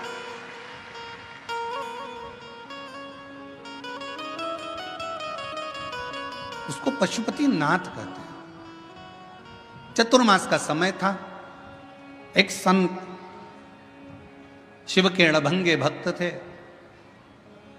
एक पवित्र नदी के तट पर बैठकर भगवान शंकर की साधना, तप, आराधना शिव जी की करना प्रारंभ कर, पार्थिव शिवलिंग का निर्माण कर लेते, उन्हीं का पूजन करते, उन्हीं की अर्चना करते, उन्हीं की चाकरी करते।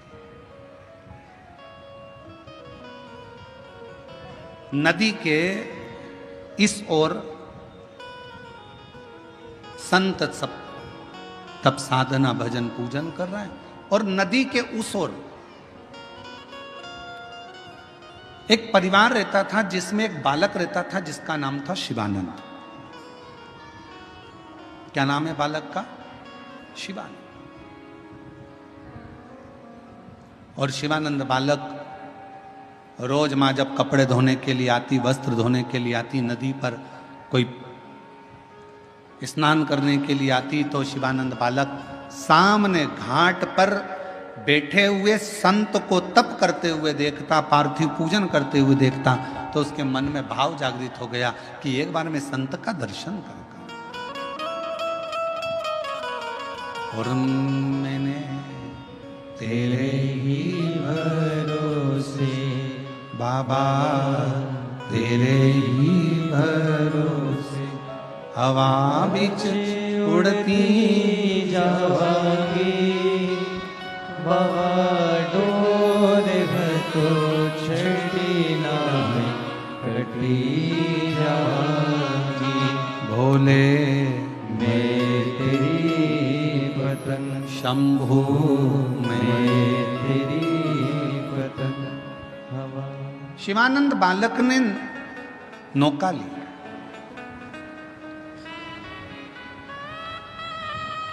मैया को आज घाट पर ही छोड़ा, और मैया को घाट पर छोड़कर शिवानंद बालक नाव को लेकर घाट के उस पार, शिवानंद बालक नाव लेकर घाट के उस पार पहुंच गया। संत बैठे थे, शिव की आराधना कर रहे थे, शंकर का तप कर रहे थे, साधना में लगे थे, शिव की भक्ति कर रहे थे। देखा बहुत देर तक बैठा रहा। थोड़ी देर बाद उसने संत के चरणों को प्रणाम किया, पूछा, कौन हो बालक तुम? कहां से आए हो? कहां रहते हो? बालक ने कहा, मैं नदी के उस पार रहता हूं और मेरा नाम शिवानंद है। आपको आराधना करते हुए देखकर मेरा मन करा कि एक बार मैं आपको प्रणाम कर नमन किया, चले गए। अब तो शिवानंद का रोज का नियम बन गया। शिवानंद अब रोज उधर जाता, उधर से फिर इधर आता, फिर उधर जाता, फिर इधर आता। एक दिन शिवानंद ने अपनी माता को प्रणाम कर कर कहा, माँ मेरा मन है, चातुर्मास का समय चल रहा है, 4 महीने चल रहे हैं, मेरा दिल करता है माँ कि मैं वो संत जो घाट के उस पार है ना, उसकी सेवा करना चाहता हूं, मैं संत की सेवा करना चाहता हूं। ठीक है, माँ ने आज्ञा कर दी। बेटा शिवानंद संत के पास चला गया। संत दिन रात अपनी मस्ती में शिव स्मरण में लगे रहते थे। श्री शिवाय नमस्तुभ्यं, श्री शिवाय नमस्तुभ्यं, श्री शिवाय नमस्तुभ्यं, श्री शिवाय श्री शिवाय नमस्तुभ्यं, श्री शिवाय नमस्तुभ्यं, श्री शिवाय नमस्तुभ्यं, श्री शिवाय नमस्तुभ्यं। संत बैठे, शिवानंद बालक भी भगवान शिव की आराधना में डूबा रहता, भक्ति। एक दिन शिवानंद बालक बेलपत्र के कुछ पत्र लेकर आ गया।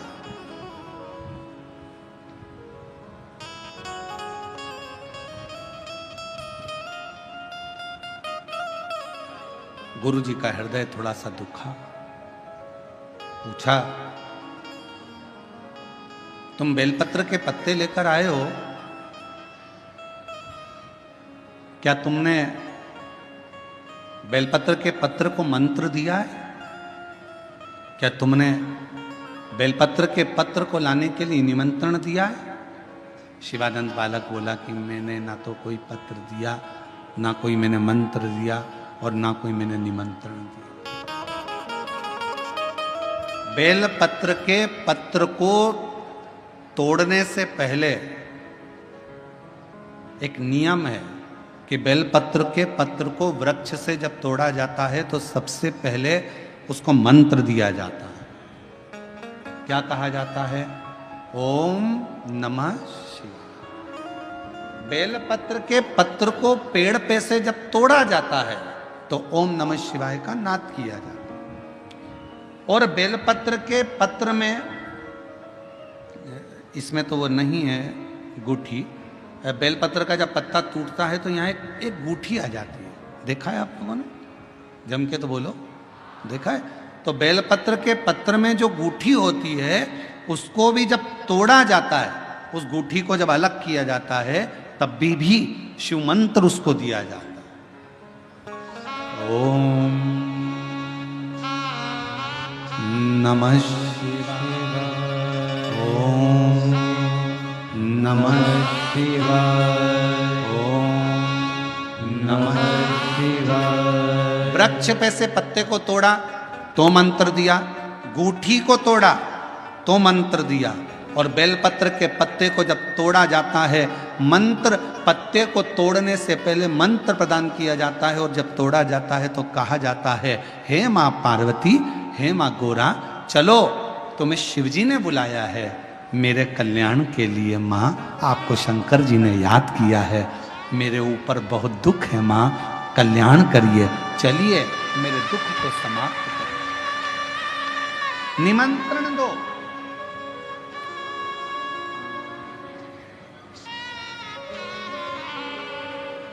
पहले नंबर पर क्या देना है बेलपत्र के पत्र को तोड़ने से पहले? जम के बोलो, मंत्र। दूसरे नंबर पर क्या देना है बेलपत्र के पत्र को चलने का? जम के बोलो, निमंत्रण। मां पार्वती जी से कहो, हे मां गोरा, हे मां पार्वती, हे मां चलिए आपको शिव जी ने याद किया है। माँ, हे माँ पार्वती, हे माँ गौरा, मेरे कल्याण के लिए, मेरे दुख को दूर करने के लिए, मेरी तकलीफों को हरने के लिए, हे माँ गौरा, मेरे कष्ट को समाप्त करने के लिए, माँ गौरा, मेरा भंडार भरने के लिए आपको शिव जी ने याद किया है, निमंत्रण दो।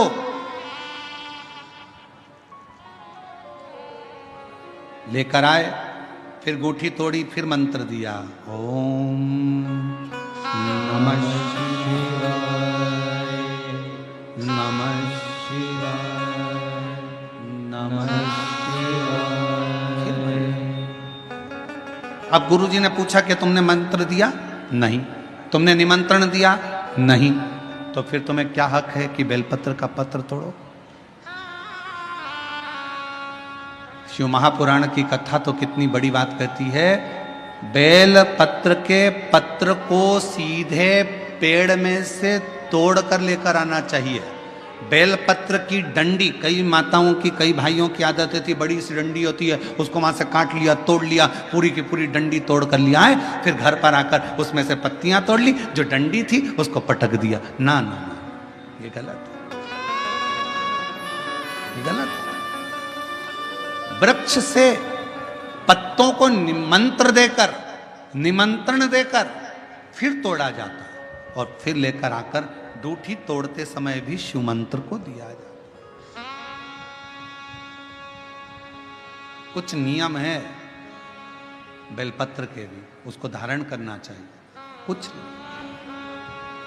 जैसे डॉक्टर की गोली खाने के भी नियम होते हैं। डॉक्टर साहब लिखते हैं कि सुबह ये गोली लेना, शाम को ये लेना, ये भोजन के पहले लेना, ये भोजन के बाद लेना, और सुनो इसको गर्म दूध से ले लेना, इसको पानी से ले लेना। अब मालूम पड़े तुमने सोचा कि मैं एक काम करती हूँ, कहाँ मेरा टाइम बर्बाद करूँगी, सुबह लो, शाम को लो, दोपहर में लो, तो तुमने सारी गोली एक साथ खा गई और फिर डॉक्टर के पास गई, डॉक्टर साहब मेरे को तो आराम ही नहीं लग रहा, मैंने 3 बार 15 दिन से गोली खा रही हूँ, 10 दिन से गोली खा रही हूँ। डॉक्टर साहब ने पूछा गोली खा रही हो तो क्या तुमने नियम धारण करा?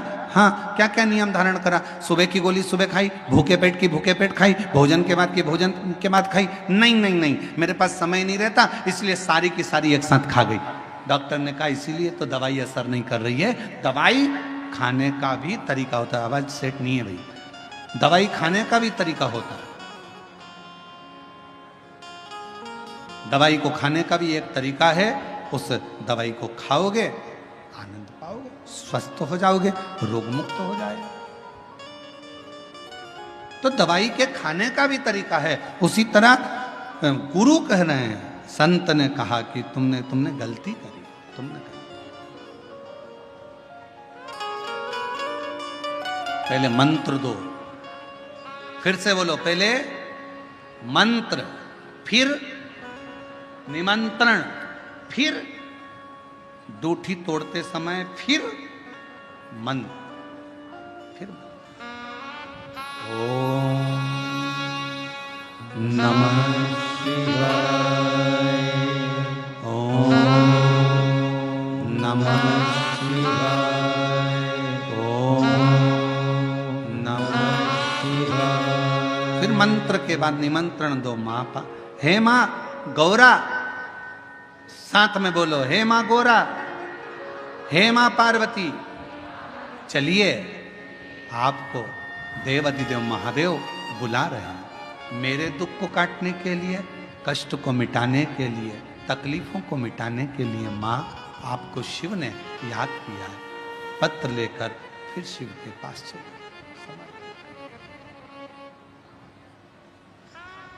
लाखों के दुखड़े जो तू हर गया डमरू वाले, मेरे दुखड़ों को देख कर क्यों डर गया डमरू वाले। चलो माँ, क्या तुमने निमंत्रण दिया? नहीं। क्या तुमने मंत्र दिया? नहीं।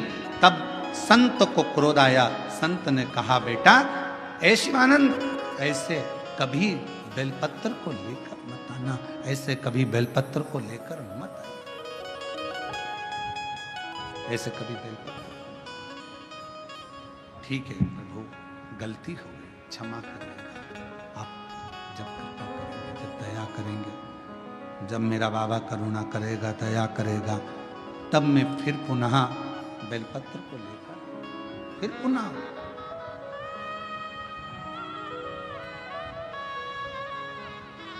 अब शिवानंद जैसे संत ने बताया था वैसे की वैसे ही कहने लगे। अब उसका फल संत को नहीं मिल रहा, उसका फल शिवानंद को मिलेगा।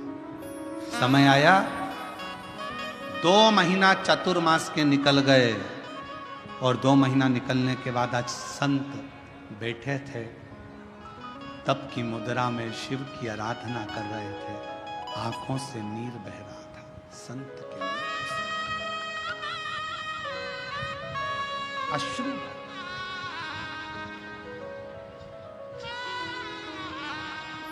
शिवानंद ने पूछा, गुरुदेव आपकी आंखों से आंसू बह रहा है, नेत्रों से नीर बह रहा है?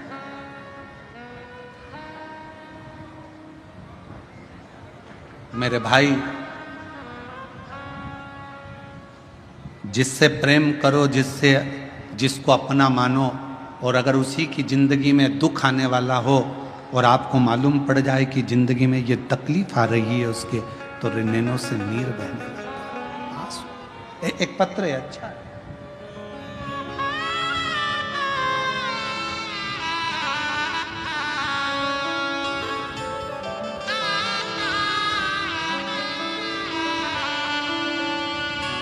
मेरा नाम स्व कल्याणी ऋषिकेश अनर्थ है, लाड़गांव रोड बेजापुर से हूँ। कहीं बैठी हो तो एक बेलपत्र लेने के लिए आ सकती हैं। मेरा नाम स्व कल्याणी ऋषिकेश अनर्थ है, लाड़गांव रोड बेजापुर से हूँ।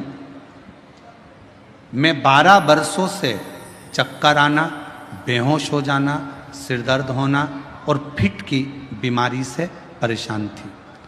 12 साल से मुझे फिट की बीमारी थी, मिर्गी की बीमारी थी, सिर दर्द होता था, बेहोश हो जाती थी, चक्कर आता था। 12 साल से ये तकलीफ भोग रही थी। 3 बार सीटी स्कैन करवाया, लेकिन उसमें भी कुछ हल निकल कर नहीं आया। एक दिन मेरी माँ ने आपकी शिव कथा सुनकर मुझे भी 1 लोटे जल महादेव पर चढ़ाने का कहा। अब मैं 2 साल से बाबा को जल चढ़ा रही हूँ, 2 साल से शिवजी पे चढ़ी हुई बेलपत्र खा रही हूँ, बाबा की पंडाल में कथा सुनती हूँ, और आज बाबा की कृपा से 2 साल में मुझे एक भी फिट का दौरा नहीं आया और मैं पूर्ण तरह से ठीक हूँ। मेरी सारी दवाइयाँ बंद हो गई। मैं बाबा को प्रणाम करने के लिए यहाँ आई हूँ। कहीं बैठी हो तो आ सकती हैं। मेरी फिट की बीमारी जो चल रही थी 12 साल से, वो 2 साल से बंद।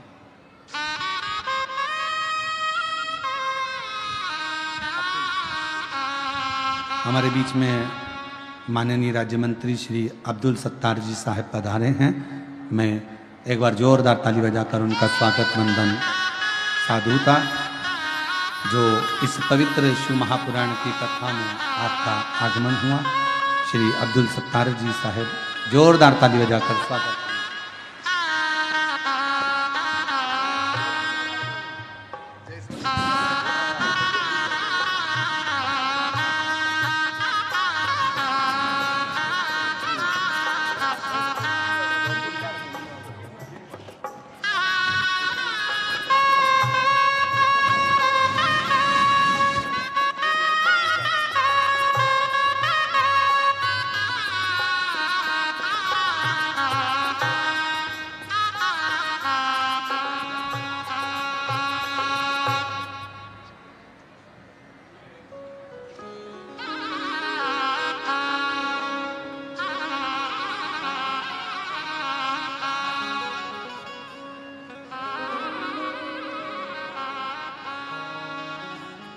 बारह साल से फिट की बीमारी थी और 2 साल से बाबा की कृपा से फिट की बीमारी समाप्त हुई है। गोली दवाई सब बंद। एक पत्र और बड़ा सुंदर है।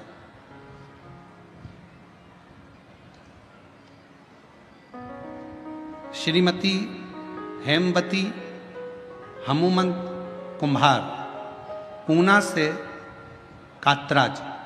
मेरा मोबाइल नंबर ये है, आप लोग मेरा मोबाइल नंबर ये, श्रीमती हेमावती हनुमंत कुम्हार, पूना से कातराज, मेरा मोबाइल नंबर ये है। कहीं बैठी हो तो आ सकते हैं। मैं बेजापुर छत्रपति संभाजी नगर में आई हूँ। ओमकारेश्वर शिव महापुराण की कथा को अपनी माता जी को श्रीमती गंगाबाई एरप्पा कुम्हार, तालुका आलंद, जिला गुलबर्गा, कर्नाटक से, इनको स्तन का कैंसर हो गया था। 200 ग्राम की गांठ थी। उनकी बेटी मेरी माँ को पुणे में लेकर आई। रूबी हॉस्पिटल में बताया तो डॉक्टर ने बताया कि ऑपरेशन करना पड़ेगा। बाद में ऑपरेशन करने का बोल दिया। तब हमारे मन में आया कैसे कराएं। मैंने आपका शिव महापुराण कथा सुनना प्रारंभ करा। 1 लोटा जल लेकर आती, बेलपत्र चढ़ा हुआ किया। तब मेरी माँ का स्तन का 200 ग्राम गांठ कम हो गया। 3 महीने लगातार शिवजी की सेवा किया। 3 महीने के अंदर डॉक्टर को बताया तो गठान पूरी गल चुकी थी। ऑपरेशन के लिए डॉक्टर ने मना कर दिया और कैंसर की रिपोर्ट भी नील आई है। मैं बेजापुर की बेलपत्र शिव महापुराण कथा सुनने के लिए आई हूँ और मेरे बाबा को नमन करने के लिए आई हूँ। कहीं बैठी हो तो आकर एक बेलपत्र ले सकती हैं। शिव तत्व किसको कहते हैं? पत्र बहुत सारे हैं, हम सारे पत्र तो पढ़ते नहीं, फिर भी जो पत्र हाथ में आ जाता है उसका स्मरण कर लेते हैं। और शंभु शरण पड़ी मांगो घड़ी रे घड़ी, दुख काटो दया करी दर्शन आपो। शंभु शरण पड़ी मांगो घड़ी रे घड़ी, दुख काटो दया करी दर्शन आपो। शिव कथा कर रही है, भगवान शंकर का चरित्र कर रहा है, शिव महापुराण की कथा कर। 2 महीने पूर्ण निकले। 2 गुरु की आंख से आंसू बह रहे, नेत्रों से जल।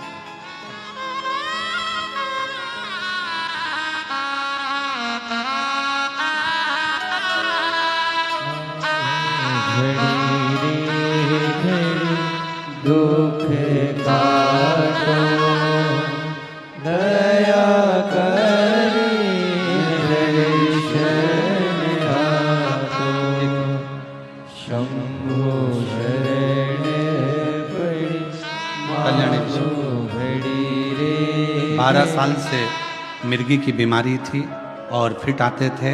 बाबा की कृपा से 2 साल से फिट आना बंद हो गए। शिव जी की कृपा। एक बार जोरदार ताली बजाते हैं।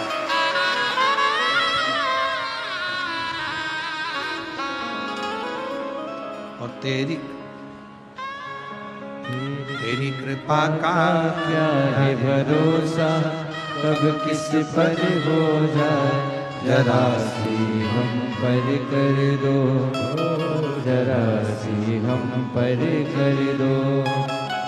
जिस कृपा का क्या है भरोसा, कब किस पर हो जाए, जरा सी हम पर कर दो, जरा सी हम पर कर दो। जिस पर भी हो गई तेरी करुणा कृपा, वो भव पार हुआ, भव पार हुआ। पापी हो चाहे जितना, उसका भी बाबा उद्धार हुआ, उद्धार हुआ। अजामिल गणिका जैसे तेरे मन को भाए, जरा सी हम पर कर दो, जरा सी हम पर कर दो। शिव कथा कह रही, भगवान शंकर का चरित्र कह रहा, शिव पुराण का। शिवानंद ने रोते हुए देखा, पूछा, गुरुजी तुम क्यों रो रहे हो? तुम्हारी आंखों में आंसू क्यों हैं? गुरुजी कुछ नहीं। बस गुरुजी ने एक ही बात करी, शिवानंद अपने घर जाओ।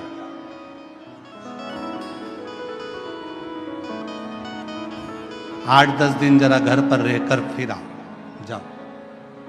शिवानंद ने कहा, गुरुजी घर? हाँ, आप मुझे घर क्यों भेज रहे हो?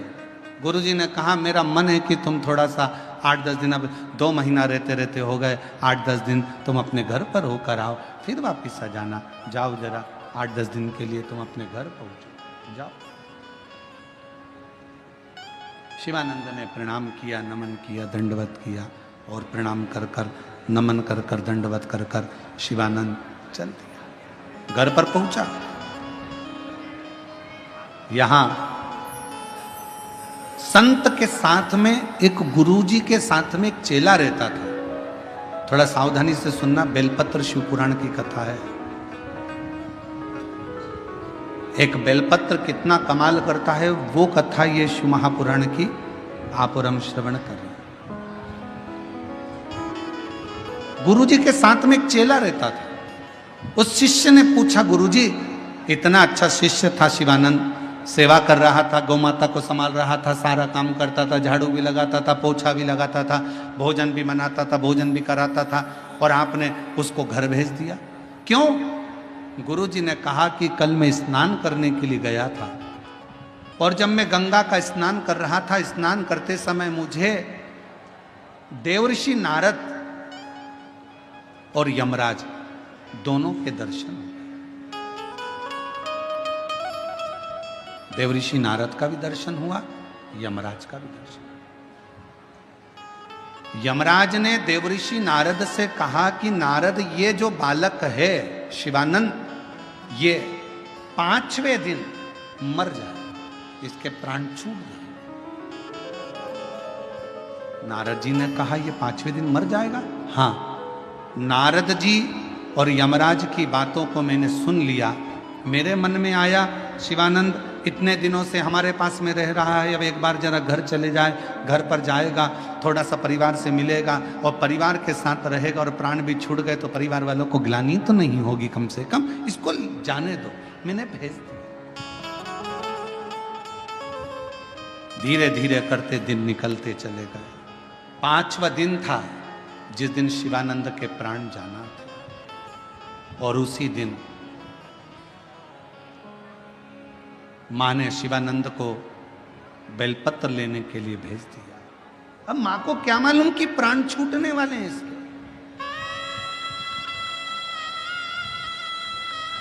मां को नहीं मालूम कि इसके प्राण जाएंगे, मां को नहीं मालूम कि इसके प्राण छूटने वाले, इसके प्राण चले गए, ये मां को नहीं मालूम।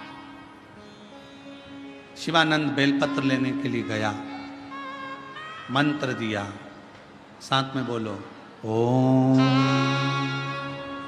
नमः शिवाय, ओम नमः शिवाय, ओम। नमः शिवाय। निमंत्रण दिया, हे माँ दुर्गा, हे माँ जगत जननी गौरा माँ, हे माँ पार्वती जी, चलो। देवादिदेव महादेव ने आपको याद किया। माँ, मेरा कष्ट हरने के लिए, मेरा दुख हरने के लिए, मेरी तकलीफ हरने के लिए, माँ मेरा भंडार भरने के लिए चलिए। आपको शिवजी ने याद किया। विनय करी, बेलपत्र लेकर आ गया, माँ को दे दिया, खेलने में लग गया, कार्य में लग गया। लगते लगते गुरुजी को लगा गंगा के उस पार चिता जलने की अभी अग्नि दिखेगी तो मुझे लगेगा कि वो मर गया, पर अग्नि नहीं दिखी। रोने की आवाज आएगी, आवाज नहीं। 5वां दिन निकल गया, 6ठा दिन निकल गया, 7वां दिन निकल गया, 8वां दिन निकल गया, 10 दिन निकल गए। 10 दिन पूरे होते से 11वें दिन वो शिष्य, वो शिवानंद वापिस आया, गुरुजी को प्रणाम करा। गुरुजी ने शिवानंद को देखकर आश्चर्य करा, बेटा तुम? हाँ गुरुजी, आपने कहा था 11 दिन तक घर पर रहकर आना, इसके बाद आ जाना। चलाओ। शिवानंद के सिर पर हाथ रखकर गुरुजी ने पूछा, शिवानंद से हाथ रखकर गुरुजी ने पूछा, क्यों रे शिवानंद, यहां से जाने के 5वें दिन तेरे साथ कुछ हुआ क्या? हाँ गुरुजी, मेरी मम्मी ने, मेरी माँ ने मुझे बेलपत्र लाने को भेजा। जब मैं बेलपत्र लेकर आ रहा था ना, तो मुझे थोड़ा सा चक्कर सा आया। ऐसा लग रहा था मेरी सांस भरा रही है, ऐसा लग रहा था मेरी आंखों में नींद आ रही है, ऐसा लग रहा था कि कोई मुझे खींच रहा है, पर समझ में नहीं आया। मैं बेलपत्र लेकर अपनी माँ को दिया, माँ ने शिव जी को समर्पित करा, फिर कुछ भी नहीं हुआ। तब समझ में नहीं आया गुरुदेव ऐसा क्यों हो रहा था। तब समझ में आया कि वो बेलपत्र की महत्वता, वो बेलपत्र की महत्वता।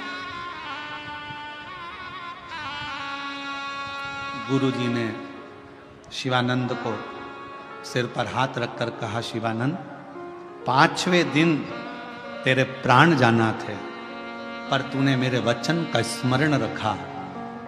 तेरे गुरु ने जो वचन कह दिया था कि बेलपत्र लाते समय उसको मंत्र दो, बेलपत्र को लेते आते समय निमंत्रण दो, कि मेरे दुख को हरने के लिए, मेरे कष्ट को हरने के लिए तुम्हें शिवजी ने बुलाया है। माँ चलो, गोरामा है पार्वती, चलो निमंत्रण दो। और तुमने निमंत्रण देकर जब बेलपत्र लेकर आ रहे थे, तो वही बेलपत्र ने तुझे यम की कैद से छुड़ा लिया और तेरे प्राण, वो निमंत्रण बहुत चला।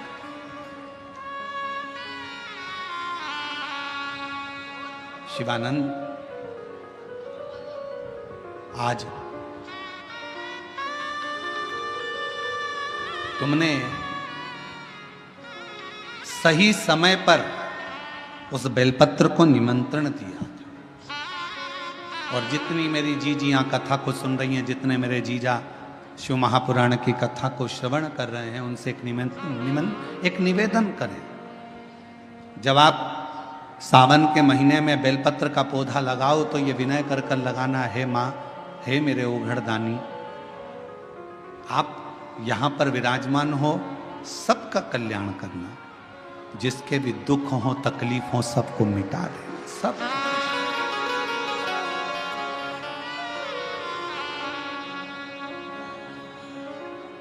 मौके का इंतजार ना करिए। खास मौके का इंतजार केवल एक मनुष्य करता है, और आखिरी में वो खास मौका आता है कि नहीं आता, कोई भरोसा नहीं होता। कई लोगों की आदत में जूते खरीद के लाए, मम्मी अभी मैं पहनूंगा, कपड़े खरीद के रख लिए, अलमारी भरा रही है, अलमारी में कपड़े की कपड़े जमे हुए हैं, अभी मैं पहनूंगा, खास मौका आन दो, मौका आन दो, मौका आन दो। और खास मौके का इंतजार करते करते करते करते मालूम पड़े कि वो मौका फिर कभी आता ही नहीं है, और ना जाने वो कौन सी घड़ी आ जाती है। जीवन का क्या ठिकाना। अच्छे खासे फ्लाइट में बैठकर यूरोप जा रहे थे, और मालूम पड़े वो फ्लाइट ही कब समाप्त हो गई, किसका ठिकाना। शादी के बाद घूमने के लिए कश्मीर गए थे, कब बन गए किसको मालूम है। नाव में, जहाज में घूमने गए थे, जहाज पानी में डूब गया, किसको मालूम है। जिंदगी का आखिरी पल कौन सा होगा, ये किसी को नहीं मालूम। इसलिए हर समय, हर घड़ी, हर पल, हर क्षण भगवान शंकर का नाम लेकर, शिव को अपनी जिंदगी समर्पित कर कर, अपने कर्म को करते हुए अपनी जिंदगी को आनंद में, अपने जीवन को आनंद में। और हम तो बाबा के भरोसे चलते हैं, हम तो बाबा के भरोसे चलते हैं। ये दुनिया वाले जलते हैं, ये दुनिया वाले जलते हैं, हम तो बाबा के भरोसे चलते ओ घड़दानी के भरोसे चलते हैं डमरू वाले के भरोसे चलते हैं सीहोर वाले के भरोसे चलते हैं। ये शिव तत्व जो प्राप्त हो रहा है इसको ना छोड़ो।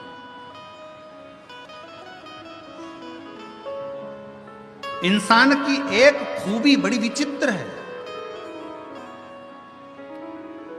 प्रत्येक मनुष्य की एक खूबी बड़ी विचित्र है, बहुत विचित्र। बड़ा होता है बचपन भूल जाता है,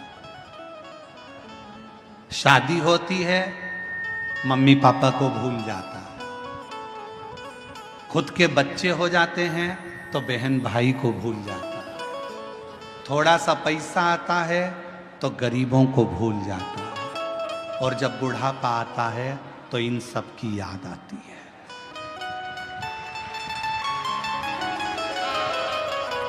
जब बुढ़ापा आएगा बचपन भी याद आएगा। अपने घर के बच्चों को बताओ कि हमारा बचपन ऐसा था, हमारे बचपन में ऐसा हुआ था। बुढ़ापा आएगा बचपन भी याद आएगा, बुढ़ापा आएगा माता पिता भी याद आएंगे, बुढ़ापा आएगा मित्र भी याद आएंगे, बुढ़ापा आएगा गरीब दोस्त भी याद आएंगे। समय बुढ़ापा आएगा तो अपने बहन भाई भी याद आएंगे। ये मनुष्य की बड़ी विचित्र लीला,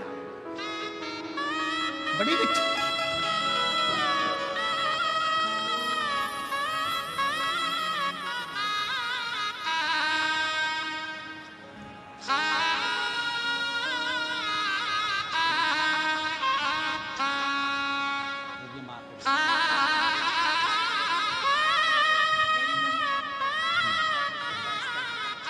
माता को कैंसर था, 200 ग्राम की चेस्ट में गठान थी। बाबा की कृपा से बिना ऑपरेशन के कैंसर पूरा समाप्त हुआ। ये शिव की कृपा। जीवन बड़ा विचित्र, इसको समझना पड़ेगा बहुत। आज कथा का बेलपत्र शिव महापुराण का आज कथा का चतुर्थ दिवस विराम की ओर जाएगा। ये कथा तो 2 तारीख को पूरी हो जाएगी। 5 तारीख से 5 दिवसीय शिव महापुराण की कथा 9 तारीख तक 1 बजे से 4 बजे तक फिर वही गुरु पूर्णिमा महोत्सव की कथा प्रारंभ होगी। 10 तारीख को गुरु दीक्षा शिव दीक्षा सीहोर में आयोजित रहेगी, गुरु पूर्णिमा महोत्सव रहेगा।